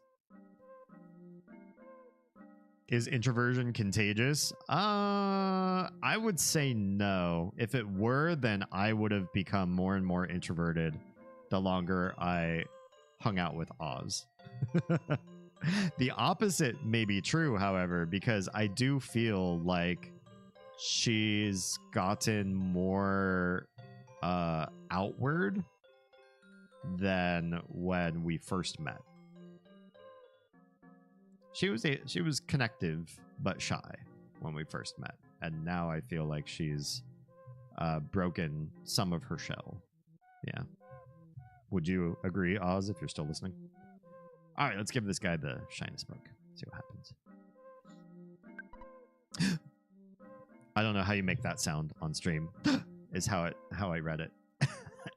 I shouldn't have gasped twice though. Ugh. Hurt my my throat. Book can fix shyness. Thanks. Relax.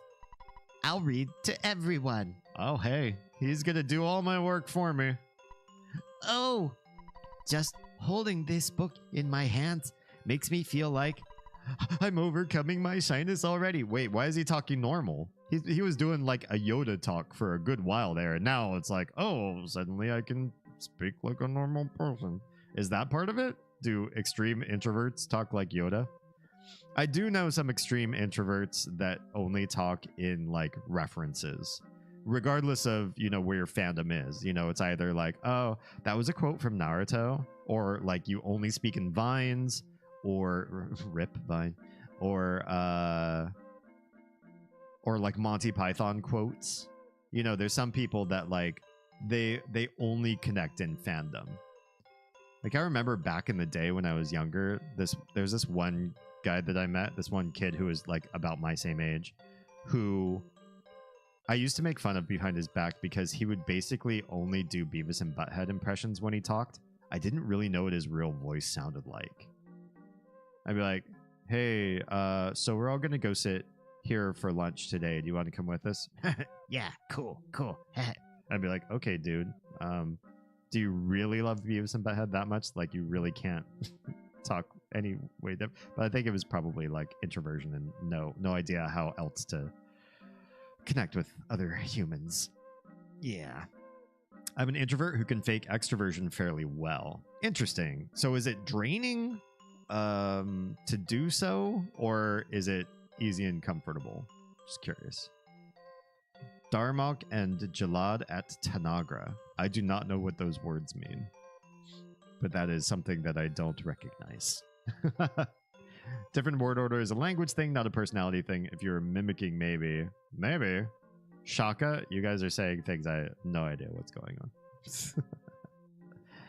on. Hang on, it's getting a little extra toasty in here. I'm just going to I walked in here and I was like, I don't think I want to mess with the temperature because I was feeling a little wonky today. All day today I was feeling like something was kind of off, like maybe I might be getting, I don't want to even say the word. But once I got sat down and started playing and connecting with all of you, I started to feel a lot better. I think I just needed to be in a different space than I'd been in today. Whoa. Wow. And also just the past couple of days I've been sort of like a personal funk actually, but I'm feeling like a little bit better today. Just taking some time and having some introspection on it. So yeah, I feel better, and I think as I'm feeling better, even in the middle of this stream, I'm now feeling too warm. It used to be draining. Okay, it's just practice sort of thing. I think that's true with a lot of things that we would find adverse. You know, whether that's like a job that's like hard on a certain muscle that you never used. When our firstborn was born, she wasn't that heavy, but just holding her hurt my neck and shoulders and gave me like really, really bad headaches for a while. So I didn't have muscles. Like, well, I had some muscles, but I don't like lift or anything or do anything particularly physically engaging often. And so I definitely didn't have muscles that would hold like, you know, a small sack of potatoes perfectly still, trying to wish it to go to sleep. So I don't move hardly at all. And then to do that for like an hour or two and just hold my arms right there against my chest holding this thing up. And so, yeah, it was like really bad at first, but over time. And I think the same thing can be said about mentality as well.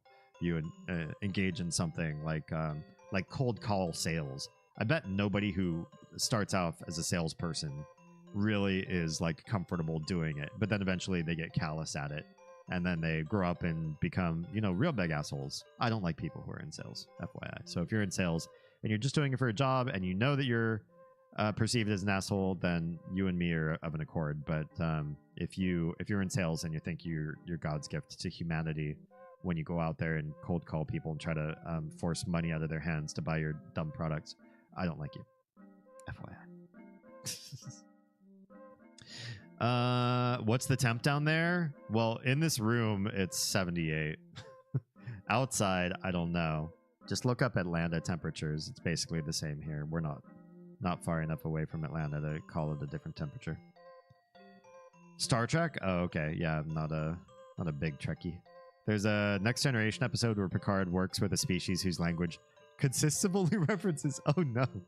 It is like the millennial curse. They predicted so many things from the future, and that's one of them.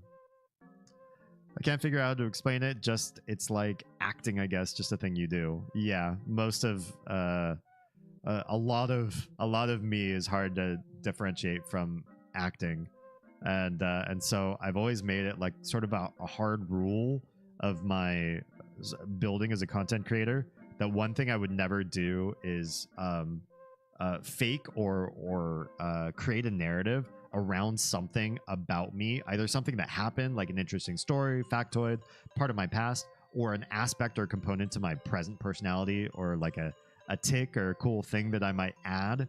Like, oh, wouldn't it be cooler if Damien actually like spoke like this, or his mouth moved like this, or you know, I did a certain thing that was different than my authentic self? Wouldn't it sell better if I presented in a slightly different way? And the more I thought about it, the more I was like, you know what? If I slip, or if I'm having an off day, or just I get convoluted or make a mistake in some way, I think that inauthenticity would smell, and people would look at that and say, you know what?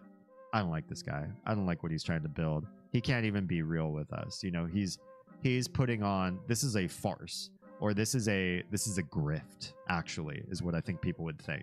Like, he's doing whatever he thinks is just going to continue on making him bigger and bigger. Now, don't get me wrong. I have ambitions to get a certain level of big. That level of big is half the money it would take to run this household.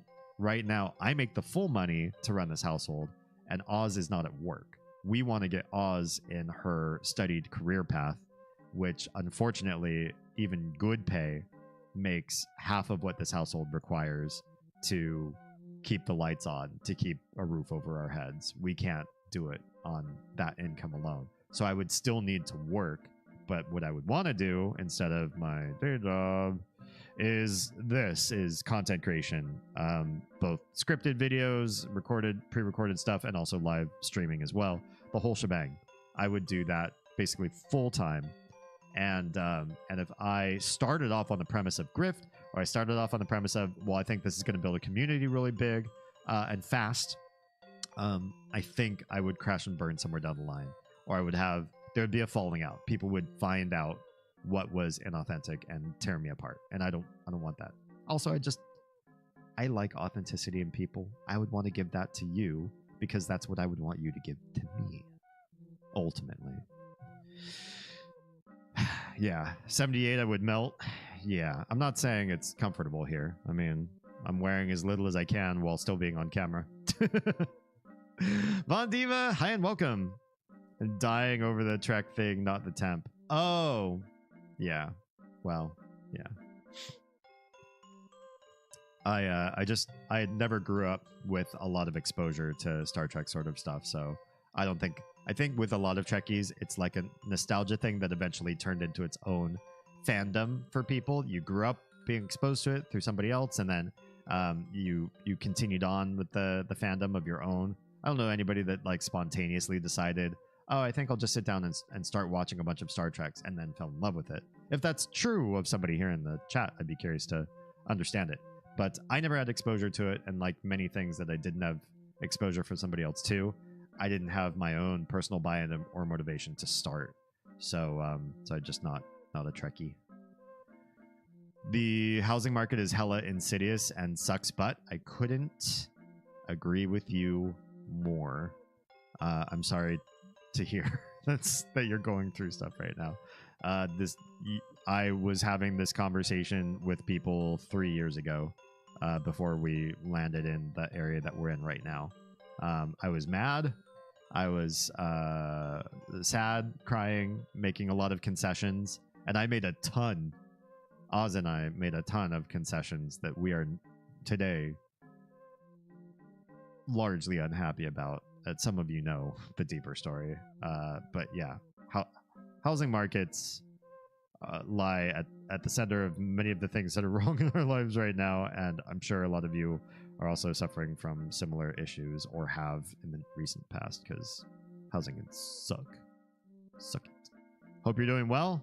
Today last 2 days I've been awful, and only in the last hour I've been better, so I feel like I'm cautiously optimistic. So you're only wearing what we can see? Gotcha. I refuse to confirm or deny what happens below the edge of this camera. Just know that every time I stand up to go AFK, I always switch scenes before I do. Right? For all you know, this shirt doesn't even go down all the way. I have to look for a bit while I do some research, but I'll be around. Enjoy! He's wearing a crop top. Oh yeah. I like the underboob experience. Oh, that was in response to you talking about bills. Oh, wait, I was talking about bills earlier. Oh, right, like us, just trying to stay housed and fed and clothed. Take it off, believe me. I need YouTube, Kick, and Twitch all to leave me in their good graces, and eventually get partner and affiliate on the first two of those. So I gotta be good. Had a house/mortgage with my ex a dozen years ago. The mortgage payments were less than rent is now. Ah, that's painful. Yeah, that really super sucks. Although, you know, between rents and mortgages right now, there isn't like a wonderful solution to be had, right? It's hard either way. Obviously, it's always going to be better if you know that there's some stability in your life to buy over rent. If you really can't guarantee stability, rent is going to be the preferential one. But buying you'll always gain on equity over the costs of the things that you have to do yourself for maintenance. I did some of the math actually, because I had a coworker that was arguing with me that he and his wife will be lifelong renters for life.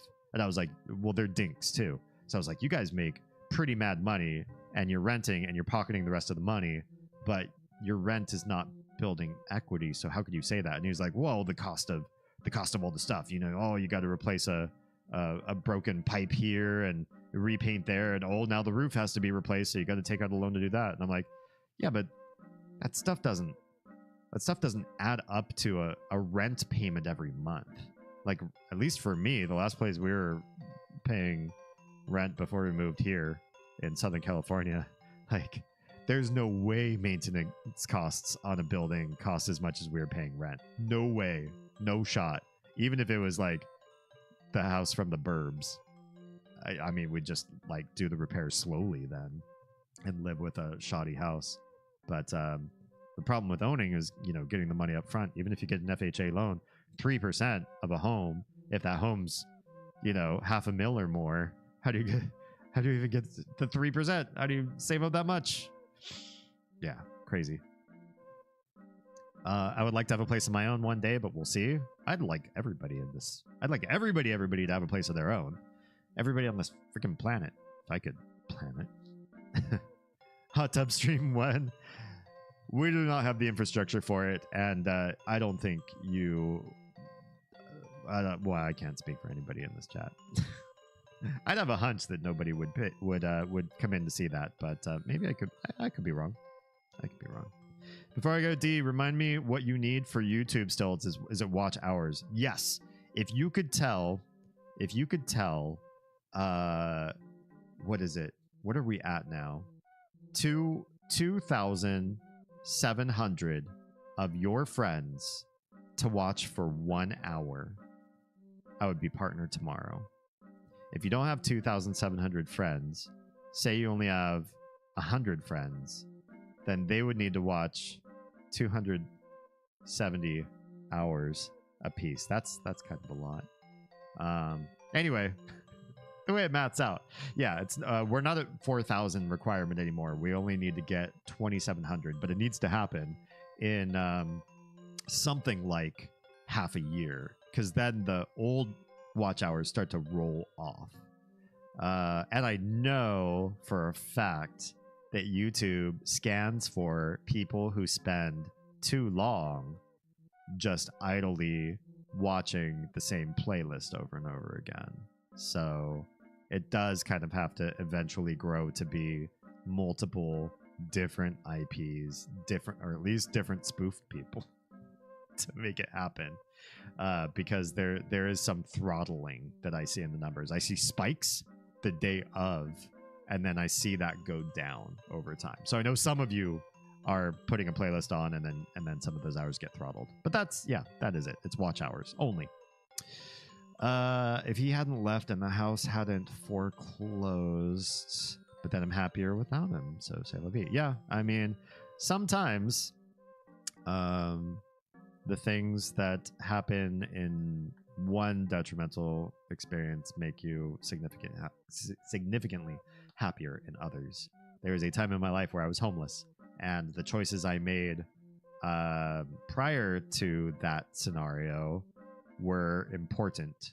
So would I want to be homeless again? Probably, hopefully never again in my life, because it was awful and scary and a really hard time for me mentally. The physical components of managing it were easier than the mental components. I had a lot of hard time with the mentality of it. And I do still have some health repercussions, apparently, from that time of my life, according to recent visit. But I think I would have been worse off had I continued on the trajectory I was before that. You know what I mean?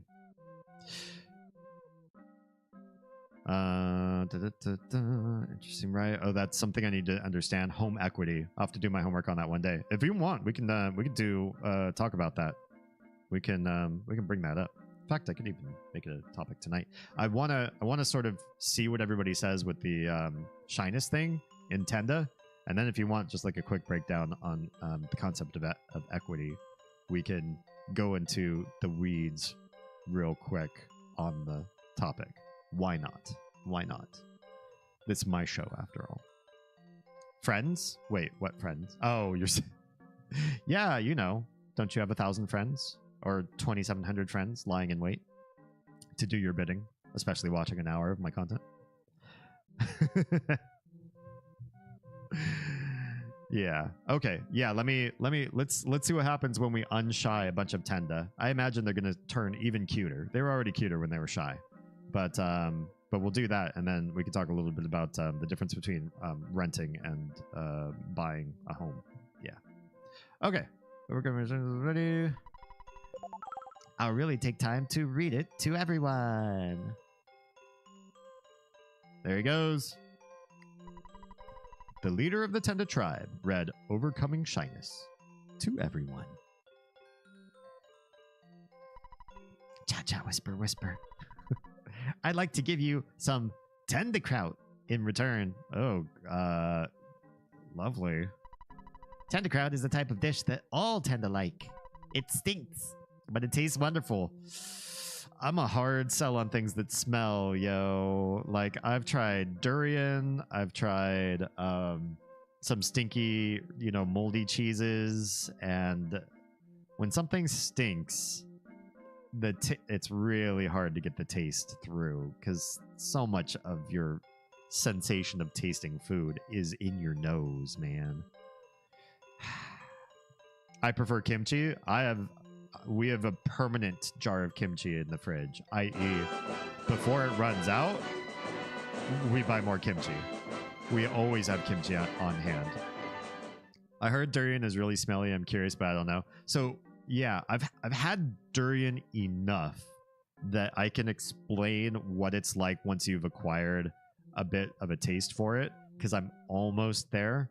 I've had it that many times, the flavor that many times. But the reason why I refuse to acquire a taste for it is because I'm afraid I might get addicted. And if I get addicted, it might be around the house. If it's around the house, that means Oz has to smell it. And Oz jokingly said she would leave if I was addicted to eating durian, because then I'd make the house smell like durian. Durian is sweet and melony, and it has a bit of a eggy, custardy undertone, especially because of the way the flesh of the fruit inside actually is. So imagine kind of like a lightly sweet, lightly melony, custardy sort of sensation. I've also heard some people say it's kind of like a soft cheese, and I can kind of see some of the comparison to that. I think if you think in terms of somewhere between like a lightly melon flavored custard and cheese, maybe like a blue cheesy sort of smell with like a little bit of like that mold undertone to it, then that's kind of where the taste is. And that's where it would stop if you had like a really bad head cold. Snot's like dripping out of both nostrils. Nothing is working in your sinuses. You got postnasal drip. This is just plugged and dead. You try to drink milk and milk tastes bad to you. You know, that kind of like really bad, sick. That's what durian is like minus the nose part. Once you add the nose part, here's where the custardy, blue cheesy, soft melony, light sweet, here's where that all goes out the window. The smell is, in my opinion, in the neighborhood of onions and garlic. It is an aromatic stink that resembles toe jam, underneath your toenails, sort of like that dark smell that you get underneath the nails. Really bad garlic if you had like a stinky garlic session, and then after that, like you went on a run and you sniffed your armpits and the garlic was kind of oozing out of your pores because you ate too much of it. Some people equate the smell because of the sweet and that smell, they equate it to rot, because a lot of things rotting, if you've ever come across like a carcass, like especially like a big carcass, a deer in the forest, for example, there's a muskiness and there's also a rot smell, and that rot smell tends to have a little bit of a sweet to it, and there's some of that in durians too. So if you know what rot smells like in an animal rot, garlic, toes, really smelly toes, onion, it's all in there. And once you swallow the sweet, melony, custardy goodness or whatever, the waft of all of those smells comes back up your throat, just like garlic would. Comes back up your throat and fills your sinuses, and that stench is all you have in you. So it's that's rough. Could I eventually acclimate to that? I think I could. I think it would be the end of our relationship. And I don't recommend durian casually to people, especially if you're not a brave eater, and especially if textures or smells off-put you to maybe or maybe even hit your gag reflex. Don't even try it. Don't even try it. But if you have like a high tolerance, or if you like come from a background of smoking or have other things that are an issue with your nose, your nasal passage, and smells don't really affect you, or they just don't affect you because of who you are, whatever, maybe it's for you. Yeah. A comparison I heard for durian once is like spicy peppers. There's flavor if you can get past the attack. Yeah, and I feel that way about some spicy peppers too. Like, I like heat. I kind of like that. You know, when you have an old car like a Buick and Oldsmobile, I'm sure all of you know, unless you're rich and maybe you've never seen this.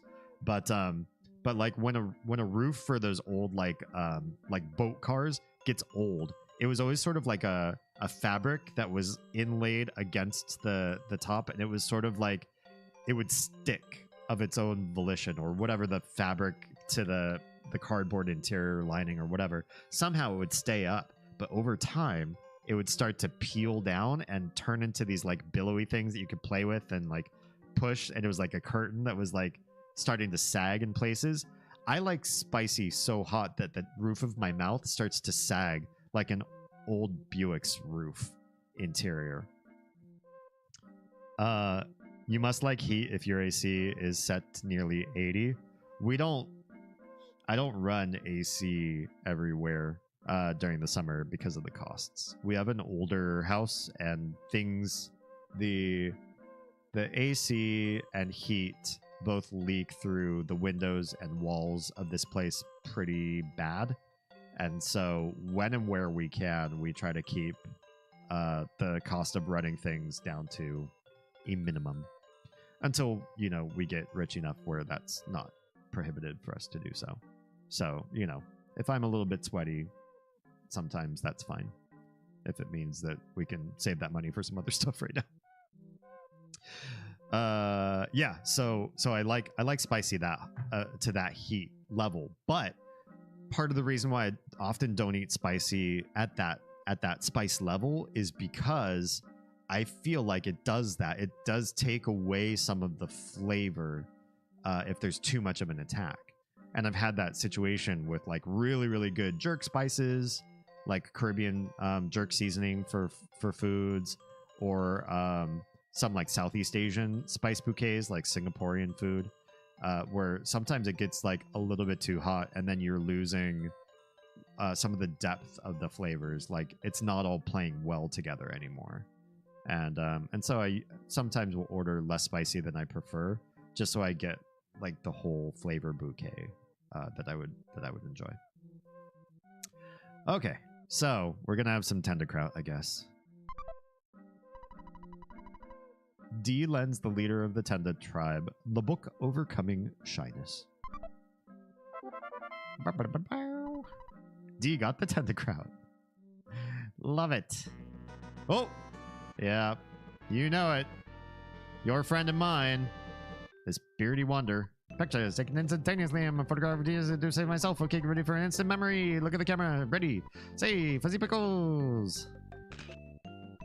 Wow, what a great photograph. It'll always bring back the fun of his memories. And of course, we're all like stacked on top of each other.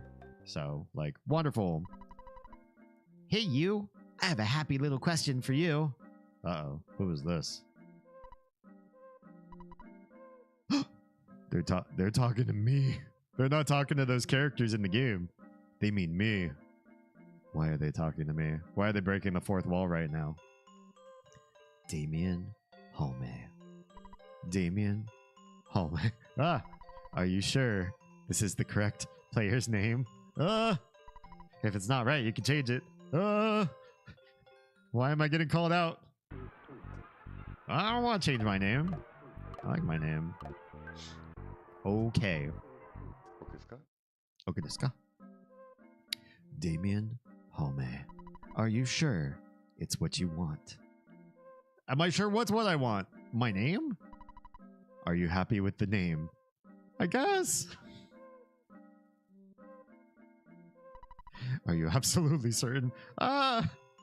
Should I change my name right now, you guys? I'll call the Social Security Association in the morning. No, it's fine. Yeah, I thought that you had made up your mind. Okay. Oh, but what? They were just asking me what my name was again? Oh, that's weird. What was that all about? All right, let's start back at the entrance again and talk to everybody now that everybody should be extroverted now, right? Right? Hi. Oh, okay. Hi. Welcome to this far. Take a rest. Long journey must have been. Okay, so they all still talk like that. It's just the one guy that suddenly speaks like perfect normal English out of nowhere. In the hole, in we have freeze. Stay. Oh, I think I've already healed. Right? I think I already healed it someplace before, and then I just haven't gotten in combat, so I think I'm alright. What was this again? Hotel here, right. I'm a woman. Did you think I was a man? No. Believe me, I'm not gendering you little guys. Since we overcame my shyness, I'll give you a bag of Dragonite. Take it. Oh, get even more free stuff. Thank you. Oh, yeah, let's look at the tenderkraut. What's going on there? Tenderkraut, a very strong smelling dish. Those who like it go nuts for it. That sounds like it's a key item. I thought it was going to be a restorative, but now I'm thinking we have to give that to somebody.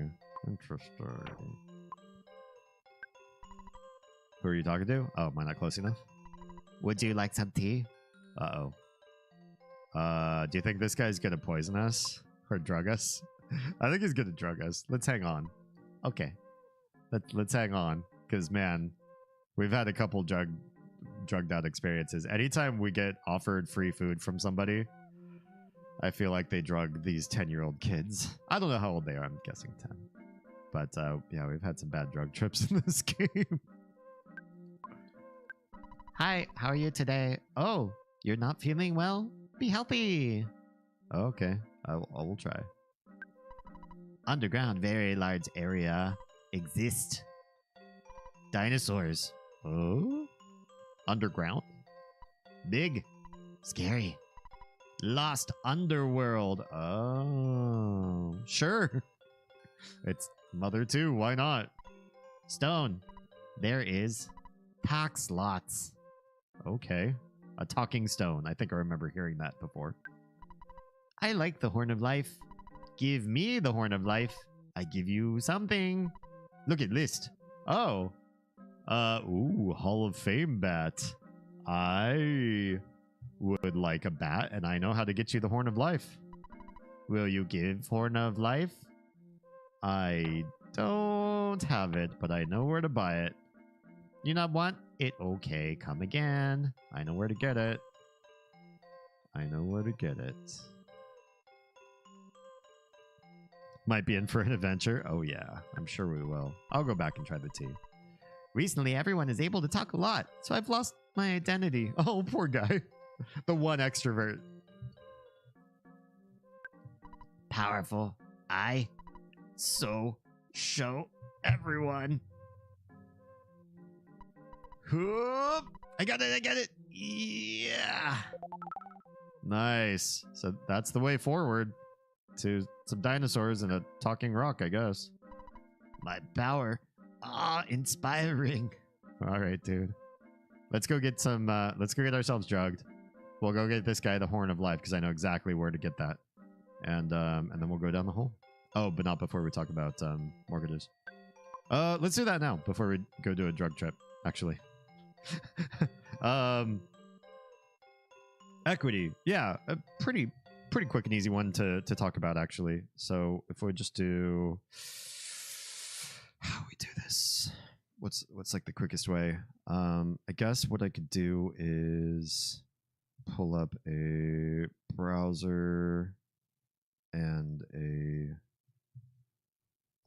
licorice. We were looking at licorice earlier.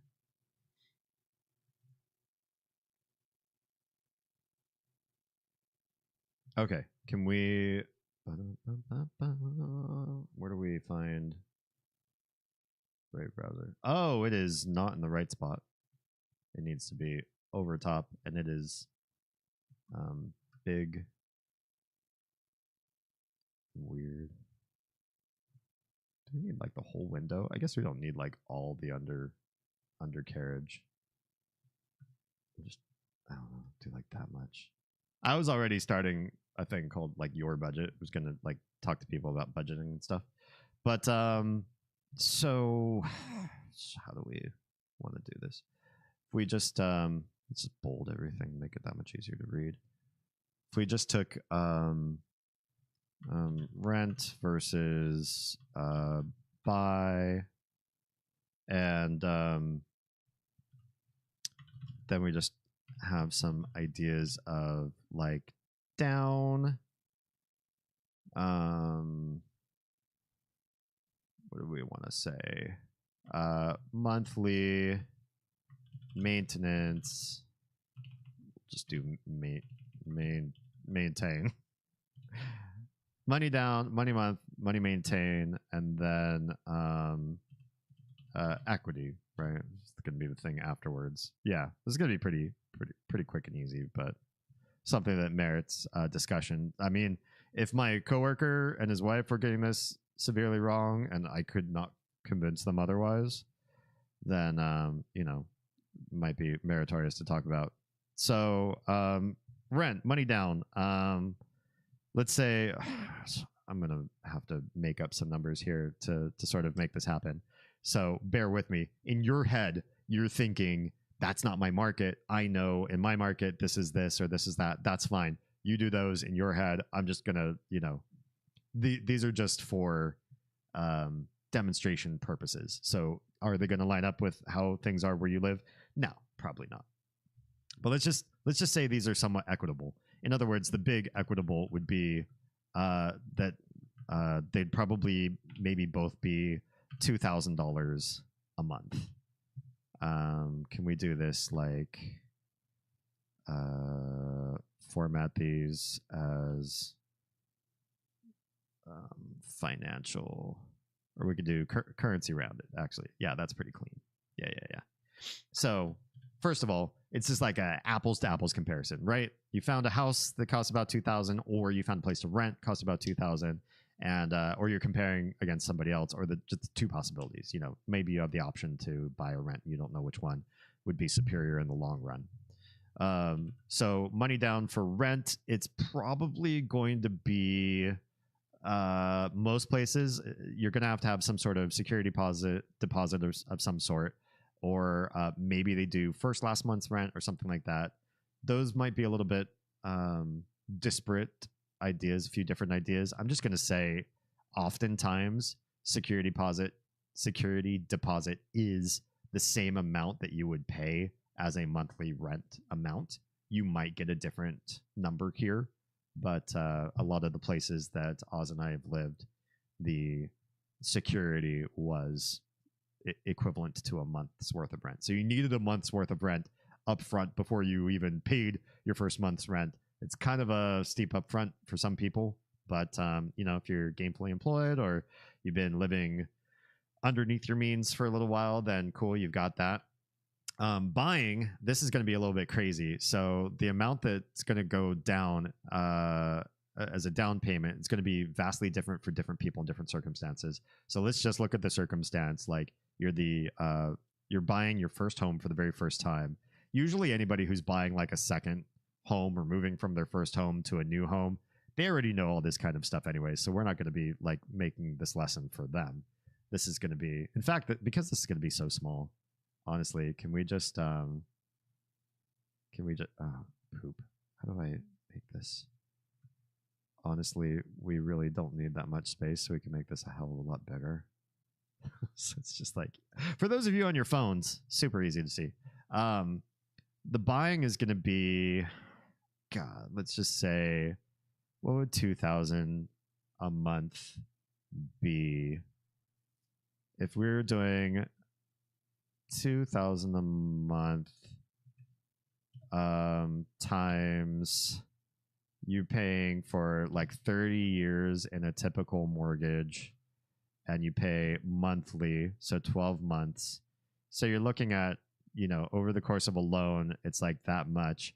That's probably, if you're paying that much in a loan, you've probably taken out a loan for about half that much. But just over the course of time, the amount of interest that you add up to is probably around there. So let's say like the total amount of the home was probably like 360,000. So this is kind of like a modest starter home, right? It's a shotgun house. You open up the front and back door and you get a breeze going through it, where it's like 2-bedroom, or there's almost no land, or it's not in like a prime like big city or whatever. You can find these still around anywhere. Extra principal payments, yeah, we're not talking about extra principal right now. We're just talking about like you can afford $2,000 a month and maybe the upfront costs. So if this is the cost of the actual house, what you are paying up front as FHA is just going to be 3% or 0.03. So that's the money you have to come up with out of the gate. And actually, if you're doing FHA, do you need PMI? Maybe you get PMI in there. I don't know. Well, let's leave PMI out. We talked about that other day. This is just sort of like the basics. Maintenance costs, rent. Obviously, you're renting. You're going to complain to your landlord like, yo, hey, this thing's broken. Can you go call somebody? And they take care of all the costs for you. Buying, maintenance costs are hard to, solve for. If you have a really old house and you have regularly occurring breaking things, then this cost might be pretty high. But let's just say, let's leave this as an unknown X factor for right now, and we'll come back and maybe solve for how much you would have to pay in maintenance to drain out your equity. So maintenance might fix it if you're lucky. Yeah, that depends on where you go to rent.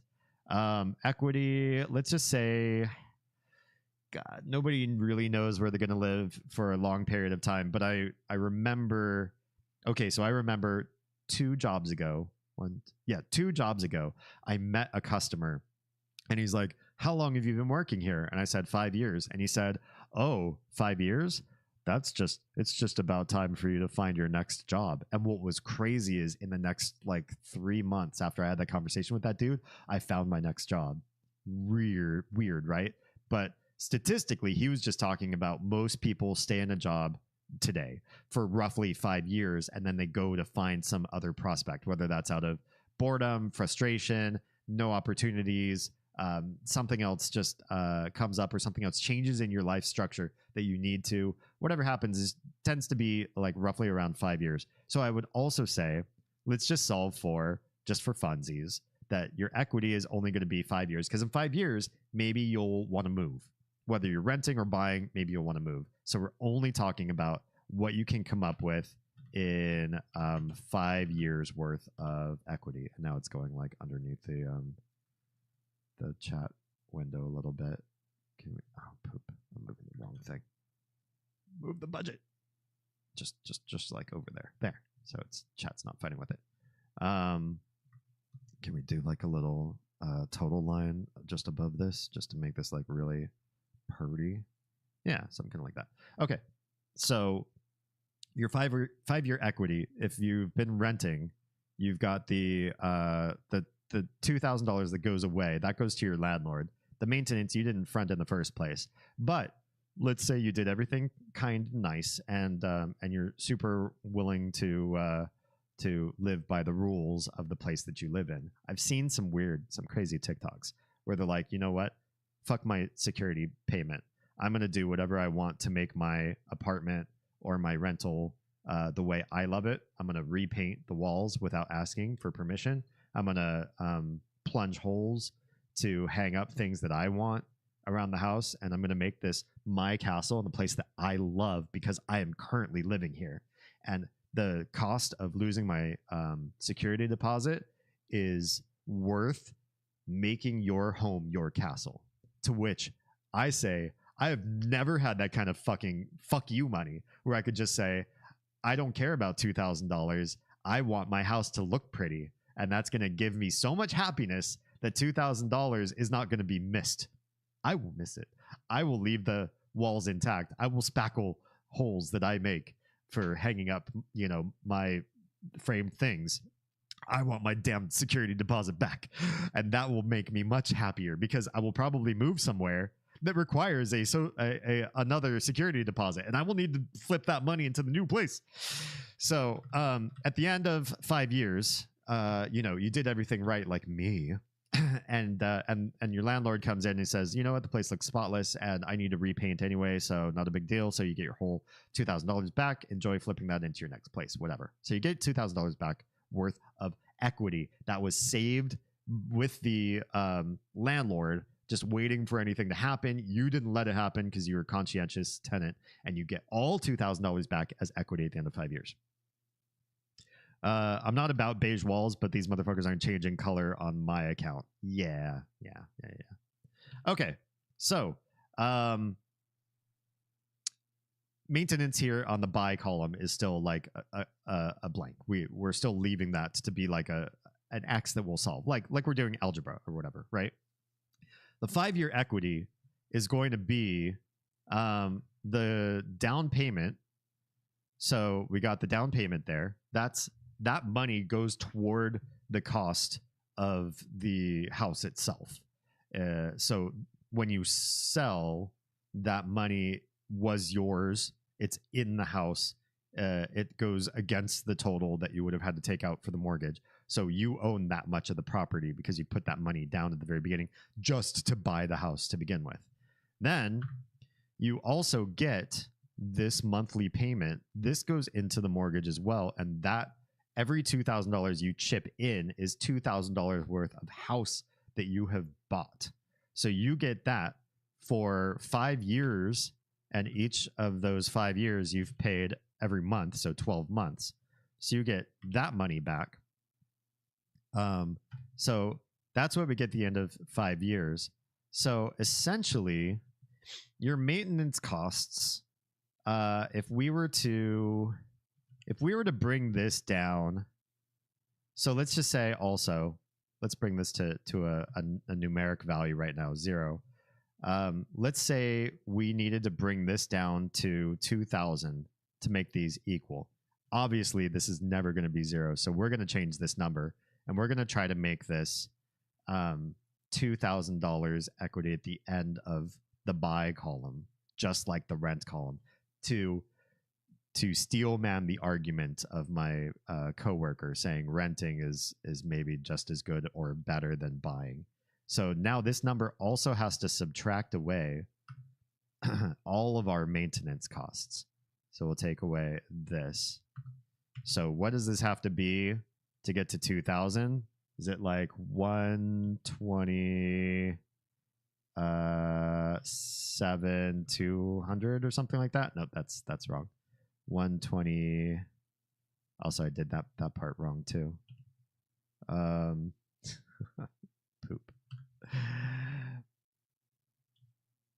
Actually, we can make this easier. So if this is 0, it's going to be 130 800 minus 2,000, right?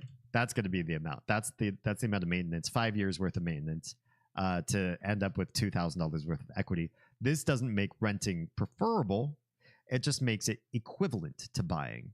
So between these two, now this would be equivalent. So what does $128,800 worth of maintenance look like in reality? That would be 1 month of maintenance equals, and then we take that number there and divide that by the 5 years and divide that by the 12 months. You would be spending $2,000 worth of repairs every fucking month to lose money on a house at the same rate that a renter would lose money on their rent. That's insane. A crazy plumber job, a crazy electrician job, and they might come at you and say, yeah, man, there's a lot of work to be done, and I'm not cheap. This is going to come up to like $500. This is going to be like $800. We had to bust through some walls. We had to replace some stuff, and cost of materials after the pandemic are not cheap. But we're talking about like still sub 1,000 for an infrastructure change that will last you for decades. You get new wiring in a house, that doesn't go out next year. You're not paying for that guy to come back again month after month after month. There's no way anybody owning a home spends $2,000 a month in maintenance fees for gardeners and electricians and plumbers and spacklers and framers to add new stuff and change out old. And no house is falling apart at this rate, and you would stay, or you would see it falling apart at this rate and you'd be like, yo, we're losing something like $2,000 a month just repairing this place. You'd move. You'd sell it and move. You'd find another sucker to take this place and move out. So more realistically, let's just go ham. Let's say it really is like the burbs and you really do need a plumber or an electrician or like somebody crazy to come in and do like $1,000 worth of repairs every single month. That would be that 1 month worth of repairs times 5 years times 12 months, $1,000 of repairs every single month. You'd spend $60,000 at the end of 5 years, and you know what? You'd still come out with having almost $71,000 of equity. In other words, when you go to sell your house, you can put $70,000 down on a new house. Or if you just don't want to have a house, maybe you're getting old and having a house doesn't make sense. Whereas the renter does not have access to any of that money. They've been just giving it to somebody else with nothing in return except like a subscription. Yeah. Think of this like Spotify too, right? Like Spotify versus like owning music. When you stop paying Spotify, you don't own any of your playlists, any of your music, anything of that. Spotify is a little bit of a confusing example on this because Spotify actually has a free tier. You can still listen to your shit, but other subscription services, like if you stop subscribing to a streaming service, you don't have access to that stuff. They don't have like Disney Plus doesn't have a free tier. Netflix doesn't have a free tier where you can just watch the stuff that you used to be able to watch. You stop subbing, you lose access to all of it. If you go out and buy the medium, then you own the rights to that and you have that for later and you can resell it. Although, why would anybody buy a used Blu-ray from somebody? I have no idea. But so that's a bad example. But with houses, it just generally always makes more sense to buy given two criteria. So equity looks great and it looks like something everybody would want. And it's true. Everybody does. Everybody wants the equity game. Everybody wants to be in this column. Oh, I just realized you guys didn't see the 1 month maintenance because I had it way down here. My bad. It was completely off the edge of the thing. My bad. So the two reasons why people don't just all jump ship and go into this column. Thing number one, getting this down payment money is hard. It's hard when you're paying rent somewhere. How are you going to just come up with some $10,000 to $20,000 of money that doesn't get spent elsewhere? You need to eat. You need to survive. You need gas for your car to get to your job. You need things. Everybody needs things. And then you have accidents and emergencies, things that come up. They're like, oh crap, we had nest egged some, like $2,000-$3,000. We were really making progress toward maybe a down payment one day. But then, this thing happened and we needed to tap into it. We needed to pay for, whatever incidentals happen along the way. Looks like a new damn house. Donald Trump might spend that much. So you save up money when you pay for maintenance jobs. Well, I mean, so the maintenance amount is always going to be kind of a loss. There's nothing about putting maintenance money into a house that gets you money back. This one is actually, how would I format this to show that you're losing money here? I guess I just turn it red. This one, you pay that money and it just goes to some workers, plumbers, electricians, all that sort of stuff. It goes to them and it does not end up in equity. Equity ends up subtracting that amount away from what you have in the end. This money just goes to some other workers. If you do upgrades to your house, they generally always lose money. So I'm not even including that part in the amount that you might earn on a house. Let's say you buy a fixer upper and you do a lot of things to fix up that place. Some people are very skilled at putting lipstick on a pig. They'll buy some super cheapy paint and some cheap appliques on walls and stuff like that, and might change some of the fixtures and make it look really nice and try to really upsell it to get their money's not just their money back, but significantly more than what they started with.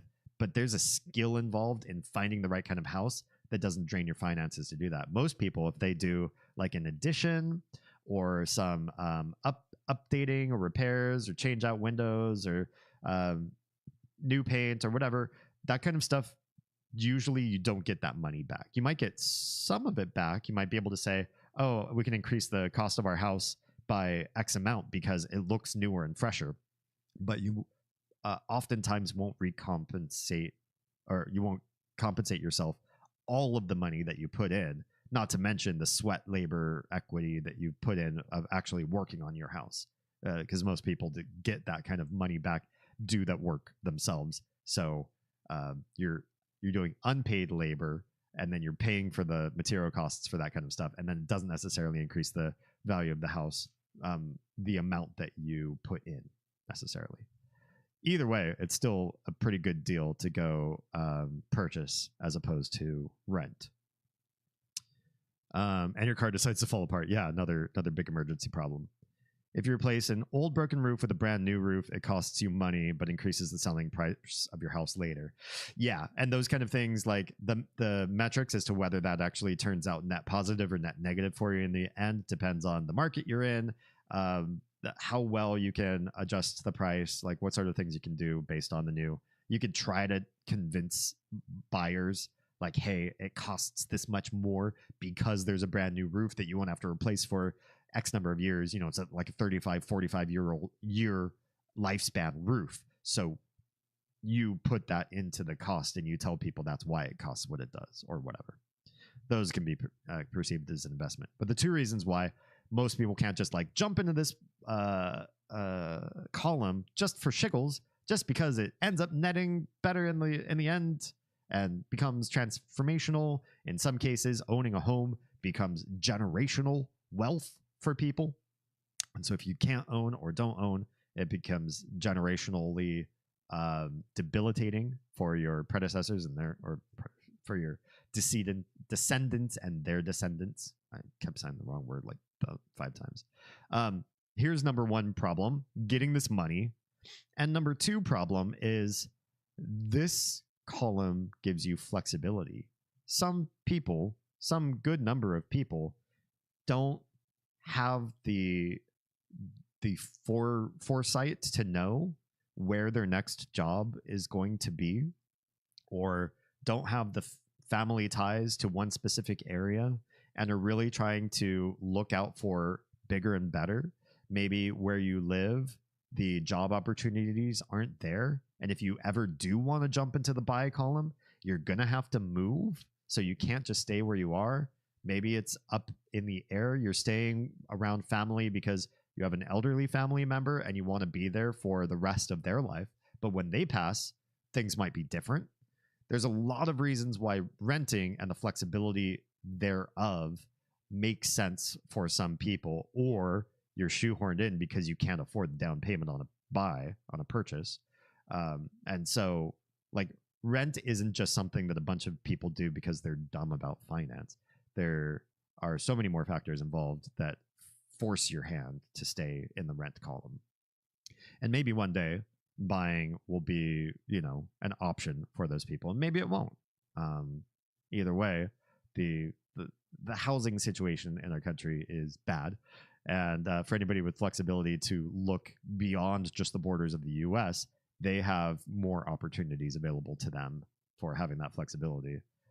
Or you might try to stay and change policy by voting different people in your local elections and seeing what you can do to work on new policies that favor, higher opportunities for home ownership in your area based on regulations of how housing markets are run in your locality. Thank you for joining my TED Talk on real estate. All right. That didn't take too long, right? Well, I'm still as confused as ever because it's completely new info to me. I think I understand the basics of it. Okay, cool. Also, I'd go to, there's a website called Investopedia that does a pretty good job at explaining like investment and real estate terminology pretty well. So if you ever hear like jargon being tossed around and you're not quite sure where they're going with it or what the heck this word means or whatever, that I've done a lot of learning there. Yeah. Still salty about mom selling our house. That's I would be too. Kick shoehorn down the road. All right, shall we drink some probably not drugged tea? Or drink some tea. Would you like some tea? Yes. Let's see what happens. Drink. I knew it! I knew it was gonna be drugged! Those kids. Those little tender. Alright. Here comes the drug trip. Like a great tapestry, vertical and horizontal threads have met and become intertwined, creating a huge, beautiful image. You may have cursed this never-ending journey. You have known injury and defeat, but you have struggled on to reach this place. Your inborn intelligence and courage have helped bring you here. You have believed in your friends, and as a group, you have supported each other. Have you ever stopped to consider how much your power has grown? Now, you could fell enemies in Onet and Tucson with one blow. As you certainly know, you cannot turn back. Gigas, the archfiend of the universe, is growing frightened of you. and your power. He is searching for ways to end your journey. From here, the challenge grows, and your adventure will take you beyond anything you ever imagined. You are drawing near to Gigas. Remember, when you are suffering hardships, your enemy is also struggling. Okay. By the way, do you know where Pokey went? When this cup of tea is finished, your adventure will continue. Your destiny pulls you in the right direction. Believe in yourself and press forward. D. Oz. Nico. Lost. That's us. I wish you luck. The tea? Does the tea wish us luck? Have we spilled the tea? I loved your reading. It's giving that motivational audio speech and workout videos. You're welcome. I rarely get to flex my my voiceover depth in stream. Well, I guess I don't allow myself to enough, but sometimes I like to do a good dramatic reading. All right. Well, that guy totally drugged us. Let's go get the Horn of Life, because that's the next thing that we are going to look at doing. We'll do teleport B. You cannot teleport here. Oh, okay. Well, hang on. We'll step right out. I mean, we're in a cave, but I thought we'd still be able to get our teleport on. All right, from here, we should probably be able to do it. Teleport beta, we're going to Saturn Valley. That's where the Horn of Life is. Zoom. All right, I think it's over up this way. IIRC. Is it you? I have no something. Oh, I think you buy it in the shop. I think he gives you either Horn of Life or a secret herb, but then the rest you have to go buy. Yeah, is it you? Hi. You come buying? You can sell too. I, Mr. Saturn, boing, can do it all for you. What do you want to do? What do you want, Zoom? What you buying, Zoom? Damn, it's not one of these. Is there anything Zoom else need? No, I guess not. Thank you, boing. Was it you? Hi, come back. Mr. Saturn, oh, there it is. Horn of Life. Oh, 1780. All right. Hang on. I've got a withdrawal to make. We'll just take out like 2K. We have so much freaking money. Crazy amounts of money. This game doesn't sell enough near the end of the game to void your money. We are buying a Horn of Life, thank you. Which of you will carry this burden? Oz. No. But let's do some goods moving. How about you take that bag of Dragonite and give it on over to Oz? My mate Rob was doing a Stardew stream the other day because he's too sick to work, but well enough to sit in front of the camera. He entertained himself doing the most absurd character voices. Oh, being sick and doing character voices does not sound like my favorite pastime, though. I do not like... Well, it depends. Like, some ways in which I've gotten sick in the past have gotten me different voices that I've had a lot of fun playing around with, but I could never enterprise on those voices in a professional way because I'd have to get sick again to make them happen. Or somehow make myself sick, which I'm not trying to live that lifestyle. Okay, back to Tenda. Aw, they all sounded stuffy and weird. Poor guy. At least he was entertaining himself. My voice is perpetually stuffy in this room. So I wish I could do more live streaming outside of this room, or do some research to figure out just what the heck I do to make this room not mess with my nose. I've listened to VODs of mine or clips, and it always seems like I have a little struggle with my nasal sounds, like N's and M's, while I'm live streaming, and I don't have a permanently stuffy nose. It's just in this room,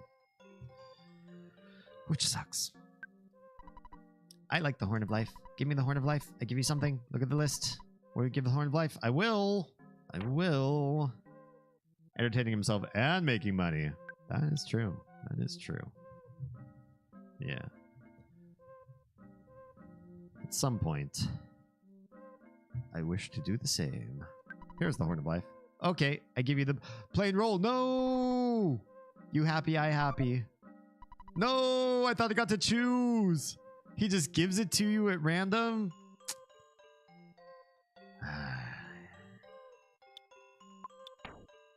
A plain roll. I don't have a lot to say about this. I guess there are some people who think it's good. When eaten, you recover about 80 hit points. That's a pretty high amount for just a plain roll. I guess I'll be messing with him off stream and seeing if I can, I don't know, save, come back, RNG, something. That's annoying. Those things are expensive. That's like $1,700 per roll. Per roll of the dice. Not, I mean, it's not for that plain roll too, but ugh. Yeah, I'll probably try some, what's the word? Save something. Tro knows the word. Screwing around with save slot, with the save, and reloading until I get the RNG that I want, so I don't have to keep paying 1,700 over and over and over again. Scumming! Thank you. Save scumming. You're familiar with the term too, I see. Okay. Well, D go down the hole. We've saved. We've healed. Oh, is this the talkative rock? Hi, buddy. Are you it? I don't know why it's called that. I don't know. It sounds like a term from the 80s and 90s. I feel like a lot of nerd speak back then was hard to qualify its origins. I thought you meant save state. Oh, no, I mean like when you save just before you do something, try it, doesn't work, you load again. Or when you're going through a particularly difficult level in a game that lets you save anywhere, you like kill one enemy, save, kill another enemy, save, move 5 steps forward, save, jump down that platform, save.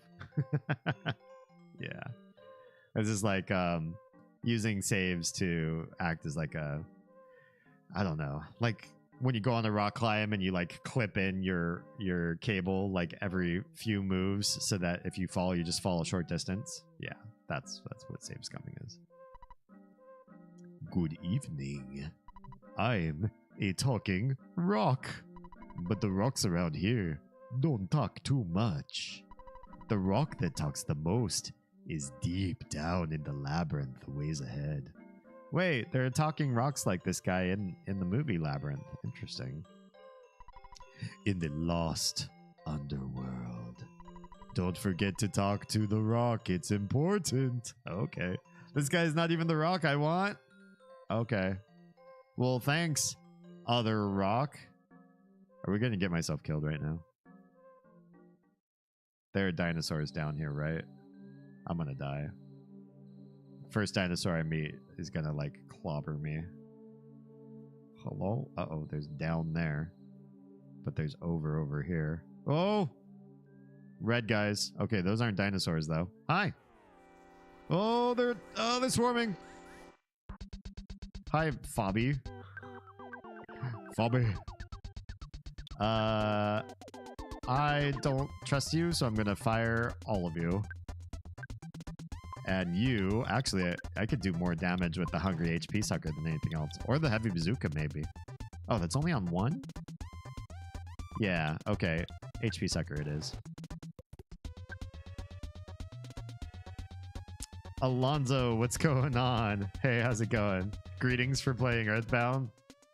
If you dig this, I don't know if you know the whole franchise, but we started streaming this with Mother 1. You passed it a week ago? Oh, nice. All right. Yeah, we started this with Mother 1, and all the streams are saved on my playlists tab, and under like the Mother Earthbound franchise or whatever, so you can see the whole thing.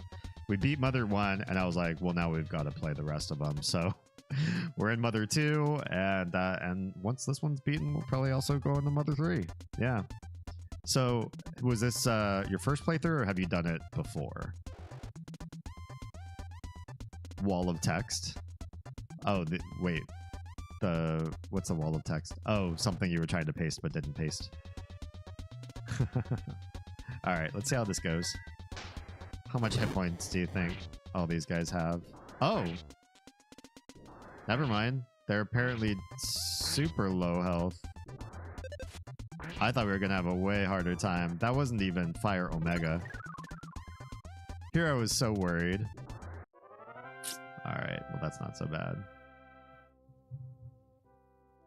And good experience. Holy cow.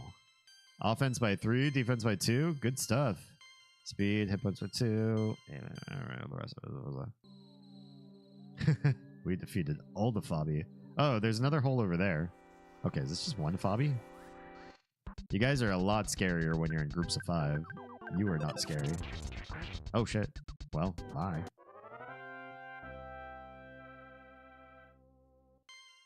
And now Oz just leveled. Dang.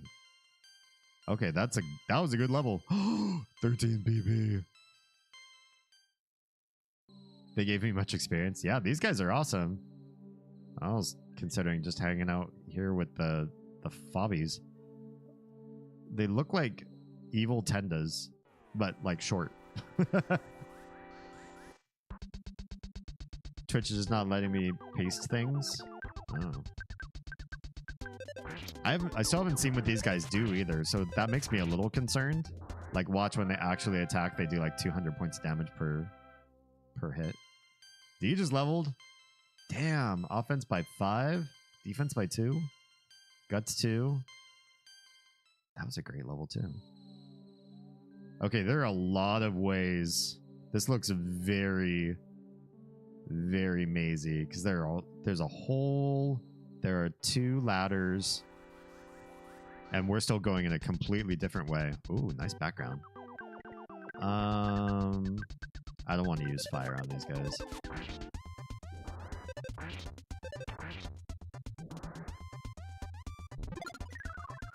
Hit point sucker. Oh, these guys drain health. Rude. All right, here we go. So the term save scumming is likely to have originated in association with the Scum engine. That makes sense. Used in old point-and-click adventure games, the Scum engine was created in 1987 by Lucasfilm Games as a cross-platform gaming engine and programming language. We played some of the Monkey Island games on stream, so we've definitely experienced Scum. Also, I think Lucasfilm might also have done... Was Maniac Mansion done in that as well, in Scum? Maybe. In those games, saving often was essential because using the wrong item or simply being in the wrong location at the wrong time could get your character killed for completely illogical reasons. Absolutely. I raged many a time, especially when the community stepped in and they told me something like, hey, you just soft locked the game. You're going to have to back up a save. If they hadn't come in to tell me that, I wouldn't... There'd be no way to know. I wouldn't know. Until we played through and got to the actual locking area. That's super frustrating. So thank you to the players or the community that let me know, hey, go back and reload from this last save. Scum engine let players save almost anywhere. So after making even the smallest amount of progress, a player would save, eventually leading to the practice being called save scumming. Gotcha. Hi, are you the stone I'm trying to talk to? Thanks for talking to me. Oh. You're not the stone. Hi. You gonna attack me? You're gonna attack me. Uncontrollable sphere. This guy looks dangerous. I think this coloration makes him feel dangerous. Please don't be too dangerous. Oh, he's an exploder. Crap. Stop. Alright, we took some hefty damage, but we got out of combat fast enough that it didn't kill anyone. So those things suck. I hate exploders. What's this? Are these enemies? They're enemies for sure. For sure. What are these? Oh, conducting spirit. Why does this look like a Charlie Brown character being electrocuted for some reason? Can we drain Psi from these guys? That would be nice. Yeah, you can. Cool. Thanks for the free Psi. Uh-oh. Flash. Okay, it just made us cry. That's not terrible. Missed. Damn it. No, not thunder. Ow. Ow. Jerk. Hey, this guy hurts. Alright, we need to focus on killing those faster. They're a lot more difficult than I expected. Good. This one's... Oh. I love when that happens. That's one of my favorite things.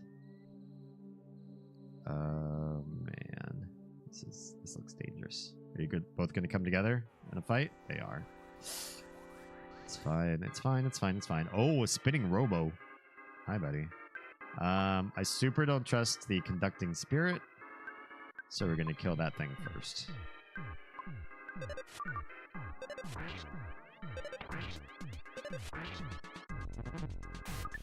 Beam was missed. Of course you flash. Oh no. I don't trust Oz going crazy, so... Oh, wait. You use Hungry HP Sucker, actually. And everybody else try to kill that spirit. Nice! Oof. These robots hurt, too. And that didn't work. Great. Please pray, I guess. And then you mash, I guess. Oh no! That is the worst. Oz just revived the enemy.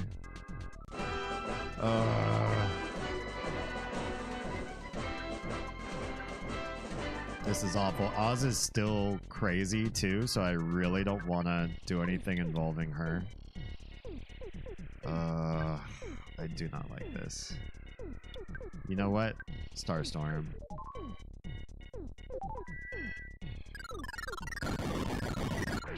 Let's take these guys out as fast as we can before they do extra damage to us.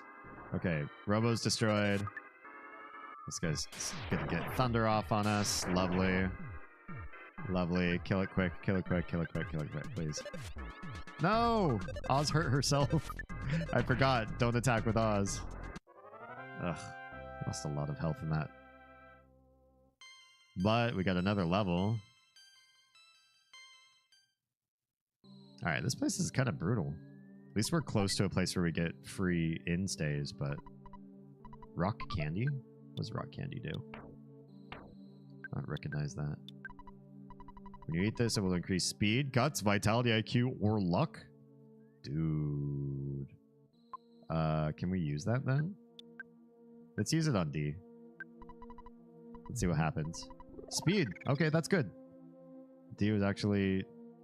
could benefit from speed. Oh, these guys are the exploders. 2 enemies? Love it. Thank you so much. Super appreciate multiple enemies. Oz, fight that. You do hungry HP sucker. And you, let's do a life up on Oz. She's kind of low. Maxed out health, good. That guy's dead, amazing. But now Anik only gets half the, oh, gets 0 health from that. It's fine. Let's try HP sucker again. And you, can you do life up on Nico?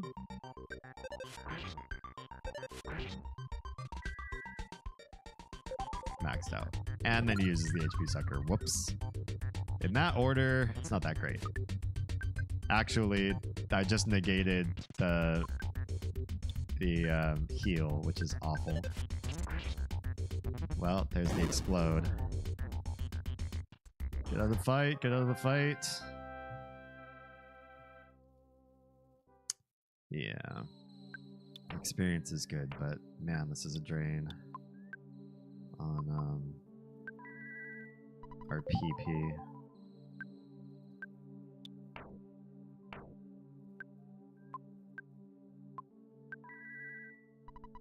There we go. Okay, we're gonna need to do some taking of PP. So I know where that ladder is.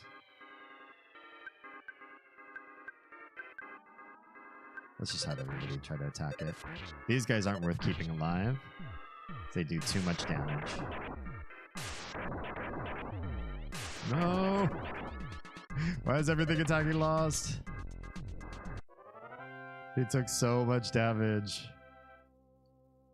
At least we got out of it before most of it landed. Okay, there's a lot of goodies in here. Bottle of DX water. We're gonna fight both of them together. This area is rough. We're gonna fight the conducting spirit.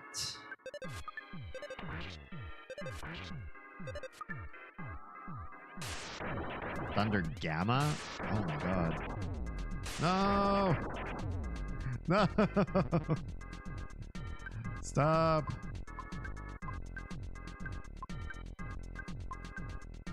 Sigh, recover, life up himself. Please survive this. Come on, Lost. Come on, Lost. Oh.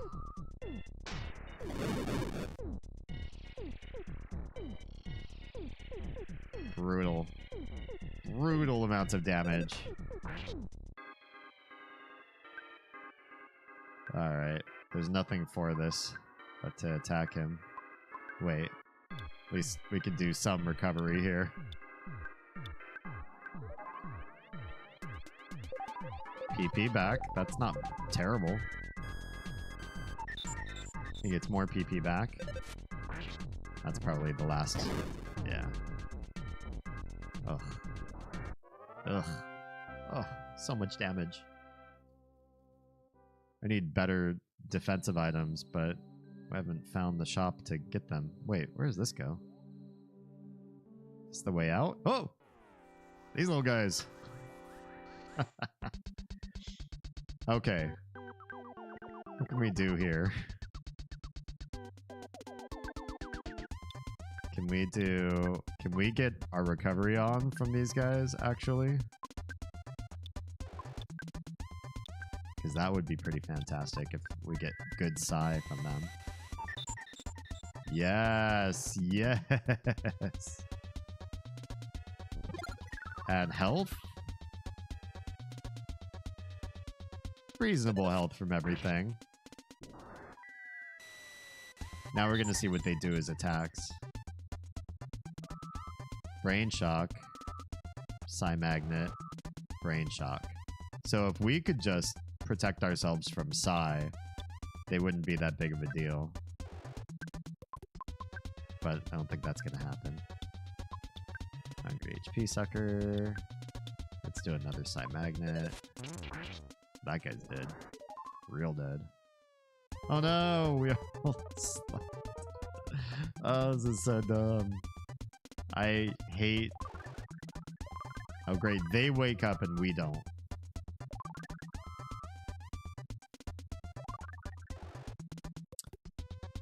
Alright. We just killed him. Stop draining from us. Uh-oh, that one landed. Oh, never mind, it didn't land. All of my dudes are still asleep except Lost. I hate this. That's gotta wake Nico up. It did not. Okay, good. These guys give really good experience. Oh, Lost offense up by 5. Defense by 4. Crazy. Hit points by 28? What the hell? That was a miracle level. One that we needed badly. Oh. I guess screw that fight. Oh, they're afraid of me now. Interesting. Or maybe not. I thought that guy was just gonna straight up run away. Yeah, I don't know how this is gonna play out, but just try to recover what we can from these little guys because they don't seem that dangerous. Heavy air defense. Great. Thanks. Thanks for lowering everybody's defense. Get some health back. Oh, well. At least I defended the damage. Oh, let's have you pray again.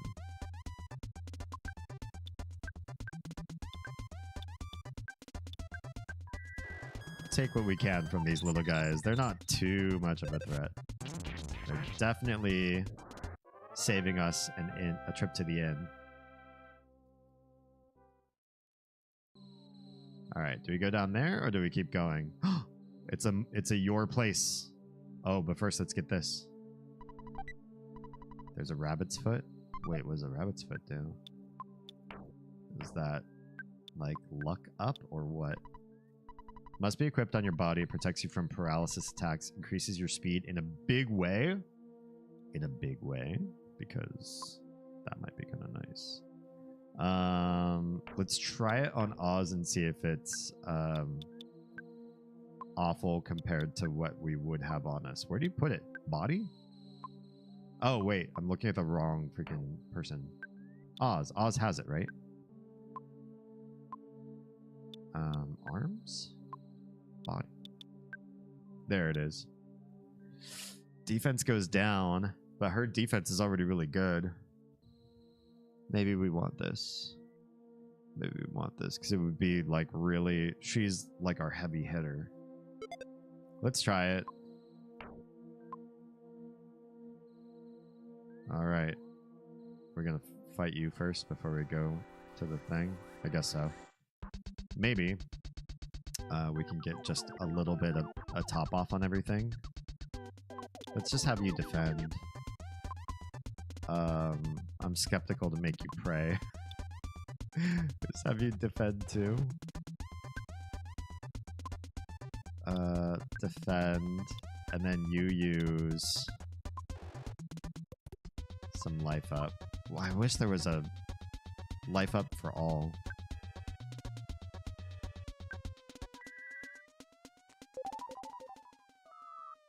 Brain shock, Psi magnet, defend. Actually, let's try. Let's pray for the RNG to work well.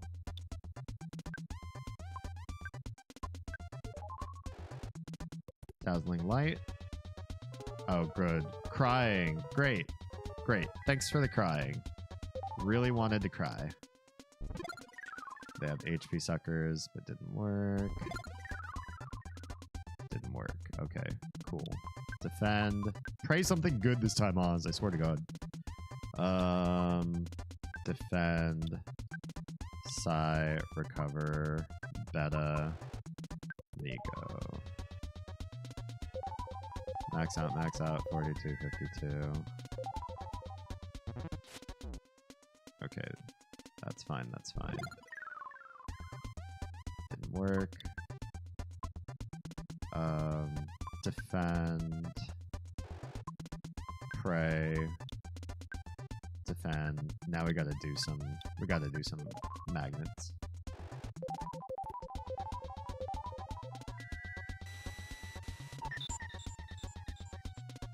2 and 6. Pretty good. Okay, now they're able to concentrate. Defend. Pray. Defend. Recover. Make this boss fight easy. I hope. We especially need Lost to have a good amount of PP. What did I say? It just took him right back, you jerks. Pray, defend. Give me my PP back. Oh, good. Now we're all strange. Uh-oh. Is he gonna drain from an enemy? No. He drained from everybody else.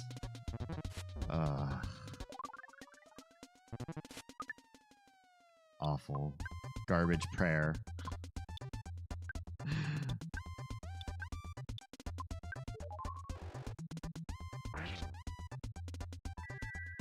Please don't drain from your allies again.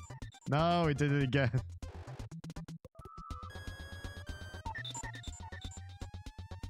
Oh, now they're draining from each other. They're weirded out too.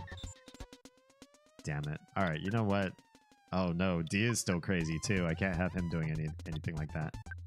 Well, you can recover some Psi that was stolen from you. You I don't trust to attack either.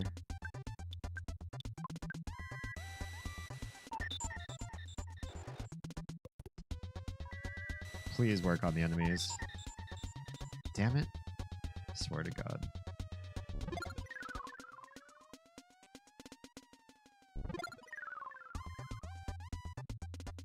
Oh, good. Fabi A defeated Fabi B. Thank you. We just need to kill these guys, and we can't attack with half of our allies here.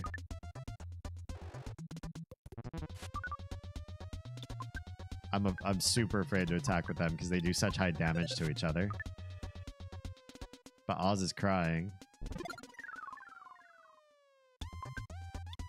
I guess we could just use a Psi freeze. It's just one. Whoops. No. No, you guys don't get to attack. There's got to be plenty of damage to it. Oh yeah. Plenty. Plenty.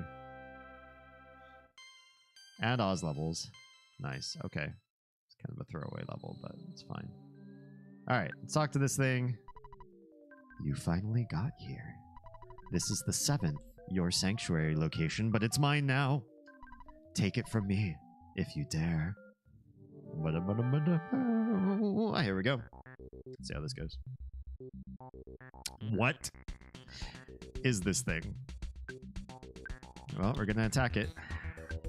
We're gonna attack it with big stuff.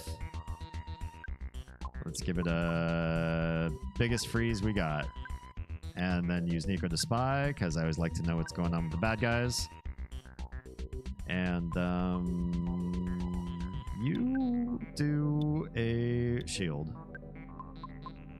I feel like that's a worthy usage of Lost right at the beginning. Oh no, that's mortal damage. Okay, it's shielded.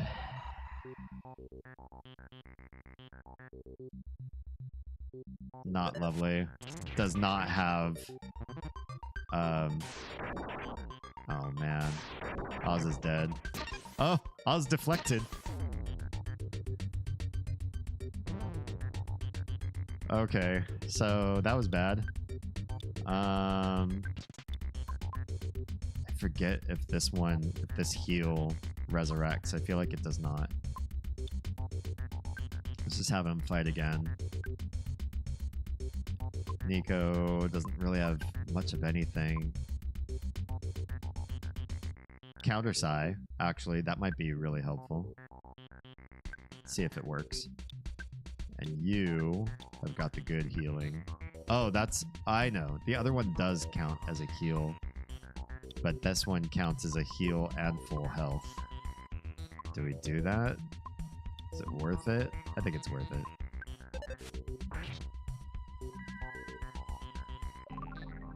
Oz gets a full heal. Nico tries to counter Psi. did not work. Oh, I don't know that this attack is defensible with that anyways. Maybe it wouldn't do anything anyway. Let's do a recovery on Lost. You do. It doesn't have its shield anymore, right? It said the shield dropped, and it hasn't replaced that shield. You do a life up on Oz? Maybe not. Maybe she's okay for a little bit. Can you get some PP back?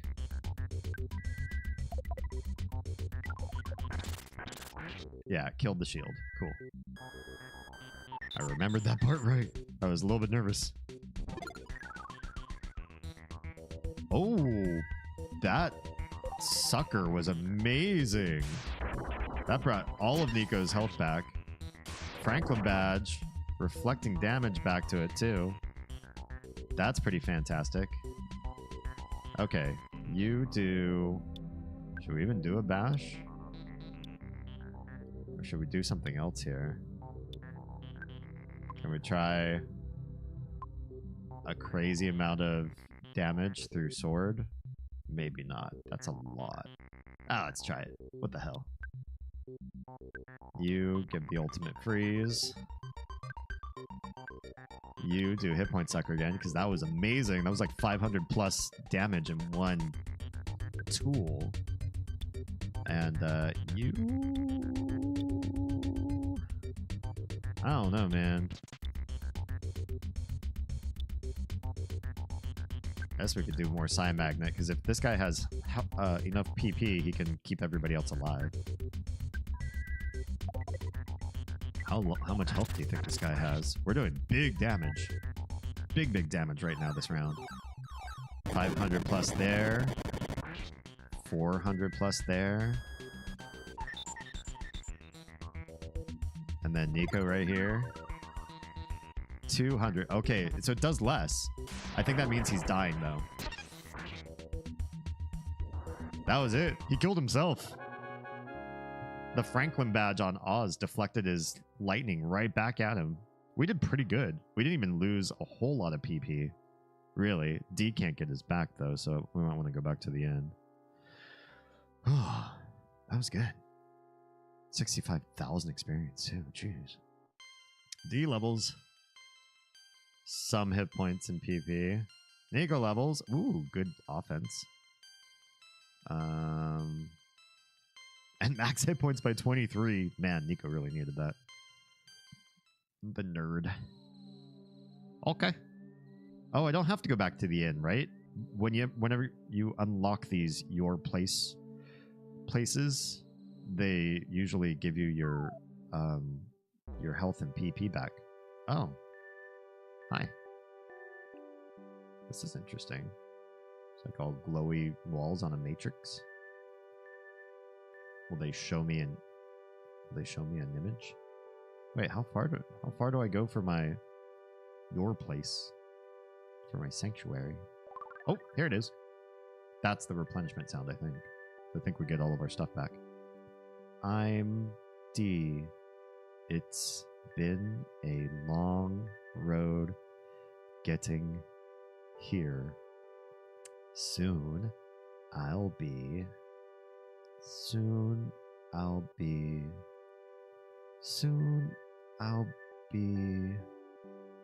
What will happen to us? What's happening? My thoughts are being written out on the wall. Weird. Or are they? I'm confused. How is this wall able to read my thoughts? On a side matrix sort of looking thing.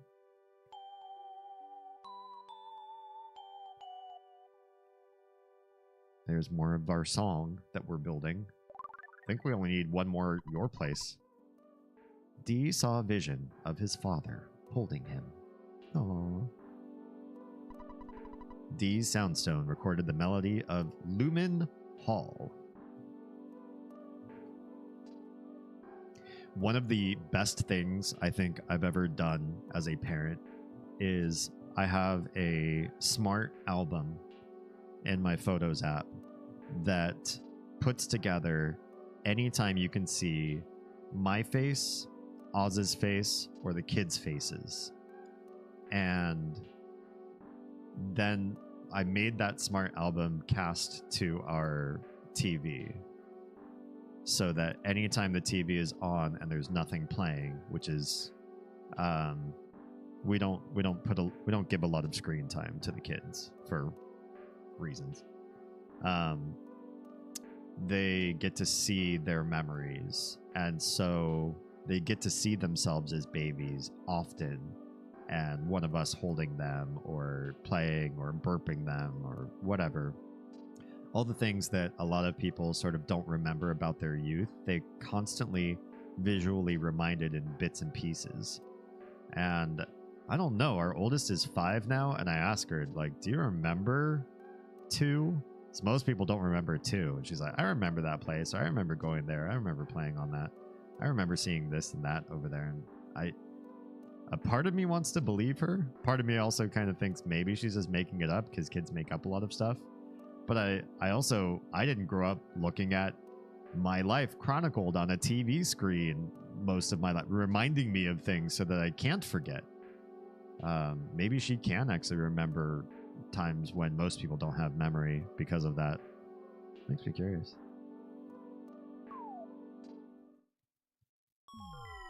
All right. I don't know why we jumped down that hole. This seems like a bad idea. Like, where are we even going? Why did we do that? Uh-oh. Ah, it's a dinosaur. Is this us? Oh! What's happening? What is happening? Oh my dear lord, that is us. Okay. Okay. Okay. We went down a few holes in a dungeon. We beat a dungeon. And now we are extremely tiny. I predict we shouldn't go anywhere near a dinosaur, or we will die. But I also don't know what the hell. Like, how far underground are we? Is this a thing? This is not a thing. There's like a tree stump over here. We're supposed to go that way. Is that a gift box over there on the other side? I don't think there's anything here. What about the water? Are we supposed to touch water? I don't know what I'm doing here. I don't know why we came down here. We're here to find a talking rock, right? But the only reason we came to an underworld with dinosaurs in it to find a talking rock is because the Tenda said that that would be cool. That's another freaking dinosaur. Oh my god.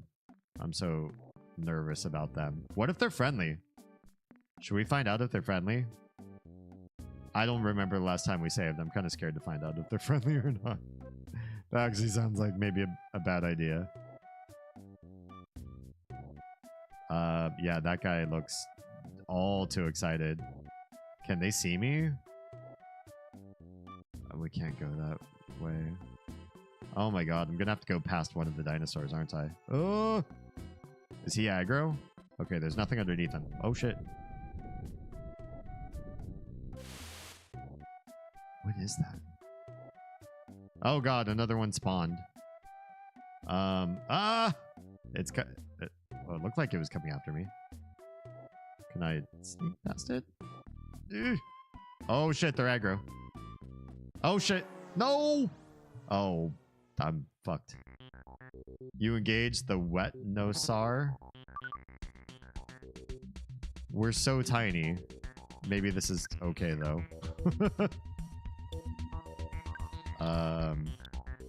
I kind of want to like just kill it. Let's spy. Let's spy actually.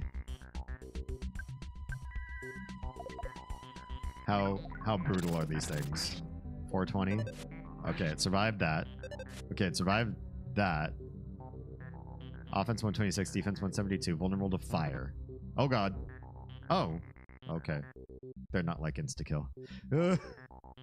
This thing looked like it was, you know, 20 times the size of my little children in this game, so I, you know, felt I had a right to be a little worried.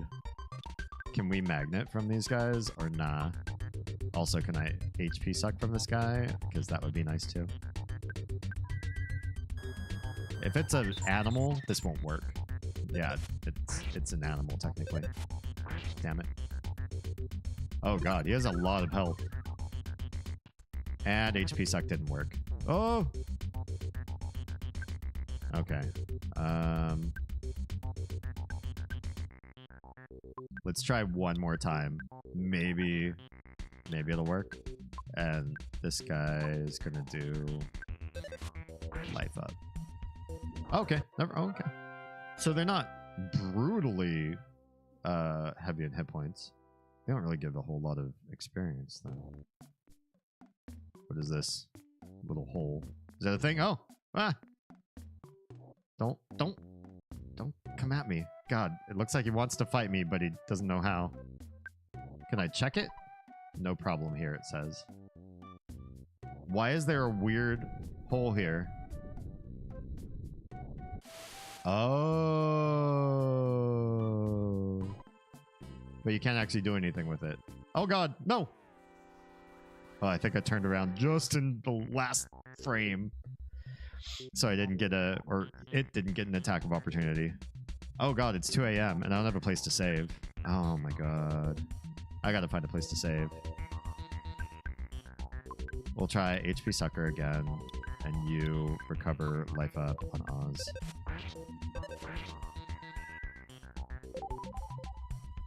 Please work this time. Okay, it does. It does work. Great, great, great.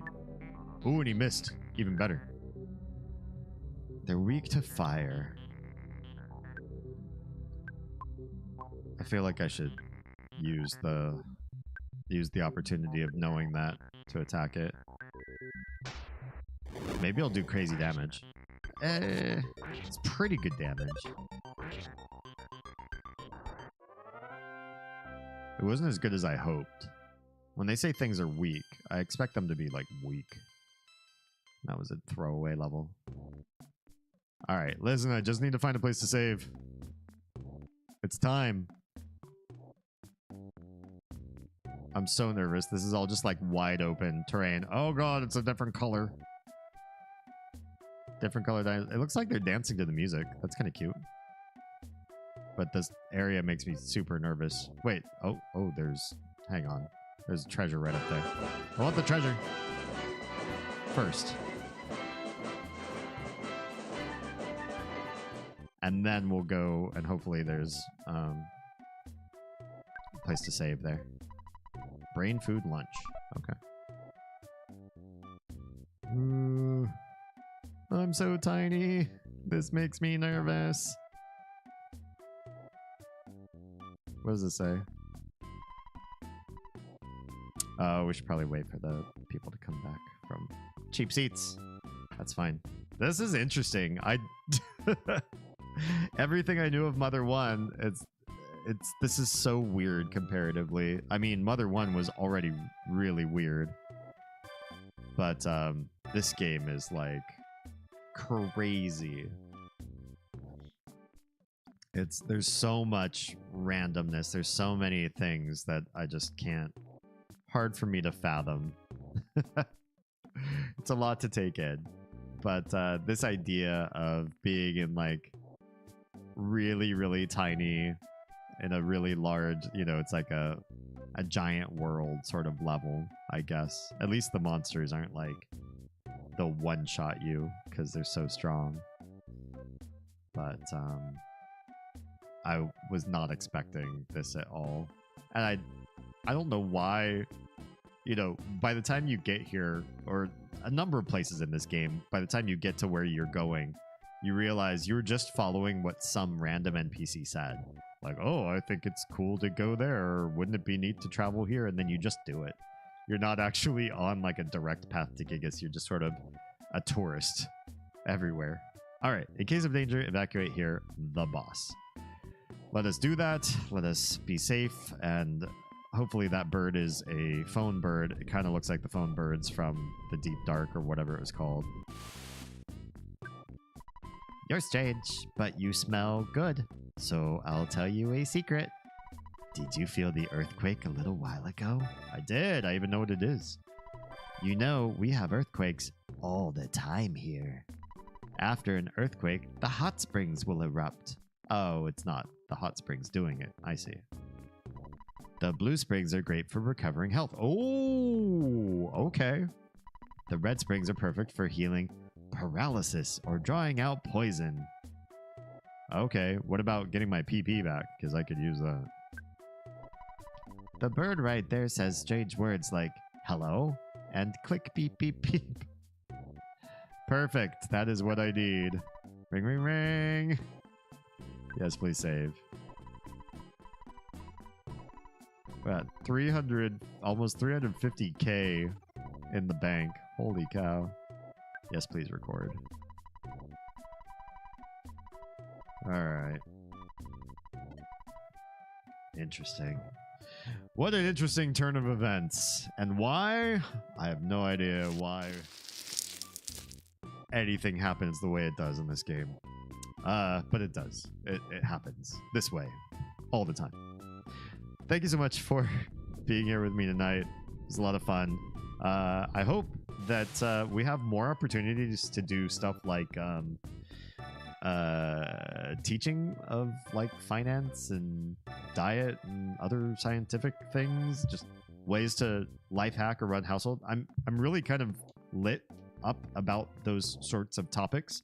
I definitely spent a good majority of my life not knowing stuff that I felt later on was like very critical. How to run like taxes and a personal budget and pay your bills and like what's the optimal way to use a credit card. Like all that stuff kind of percolated down to me over time, but we didn't like learn it at home from my parents or anything like that. So I like being able to provide any of that sort of guidance to you guys in a way that maybe you wouldn't otherwise glean online. I know sometimes the way articles are written, they're written by people who know how to write articles, but not necessarily by people who know how to transmit thoughts well, how to design instructionally to get an idea across to the broadest amount of people with ease. And I studied some of that, so I hope that that comes across and it makes the things that we do explain on the stream easier. I have a couple old streams that I want to cut up and put up online on YouTube too, that do talk a little bit more about things like finance and diet. Not that those are the end all be all either. There's plenty more to talk about too. So I'd like that to be a continuing thing. You know, we talk about plenty of hot topics, deep topics here, but learning along the way too, and having some instructional component to these streams is very meaningful for me, at least, as well. And hopefully it means that you're gaining a lot more from choosing me as your streamer of choice to watch playing games, because we go off on side tangents that enrich you in some way, rather than just watching somebody play the game and you know, watch them because their personality's nice, I guess. But I hope to have you leave richer than when you started, because you've gained something deeper from our interactions. Jam, you've been here lurking all this time. Thanks for the stream. Always a pleasure. Yes, the lesson's very informative. Thank you. Thank you very much. If you are not on Kick, please make a kick.com profile. Add me at kick.com/DamienHalme. I'm just farming for followers until I get to affiliate, which is we're a third of the way there. If you haven't already, please watch my stuff on YouTube as much as possible. Your YouTube watch hours are very meaningful for me to re-partner with YouTube. I was partnered before. I will be partnered again, and your watch hours will help. I do not need anything else from you as a community on YouTube, just that, because everything else you've already graced me with meeting all the metrics that I require for partnership, except that one. Yeah, that's it. So, YouTube and Kick, we're going to say goodnight to you right now. Twitch Hangout for the post-stream raid. We'll go find somebody else to raid. But if you are watching from YouTube and Kick, if you are safe, fed, and loved, make sure someone out there is too. Please. Catch you on the next one.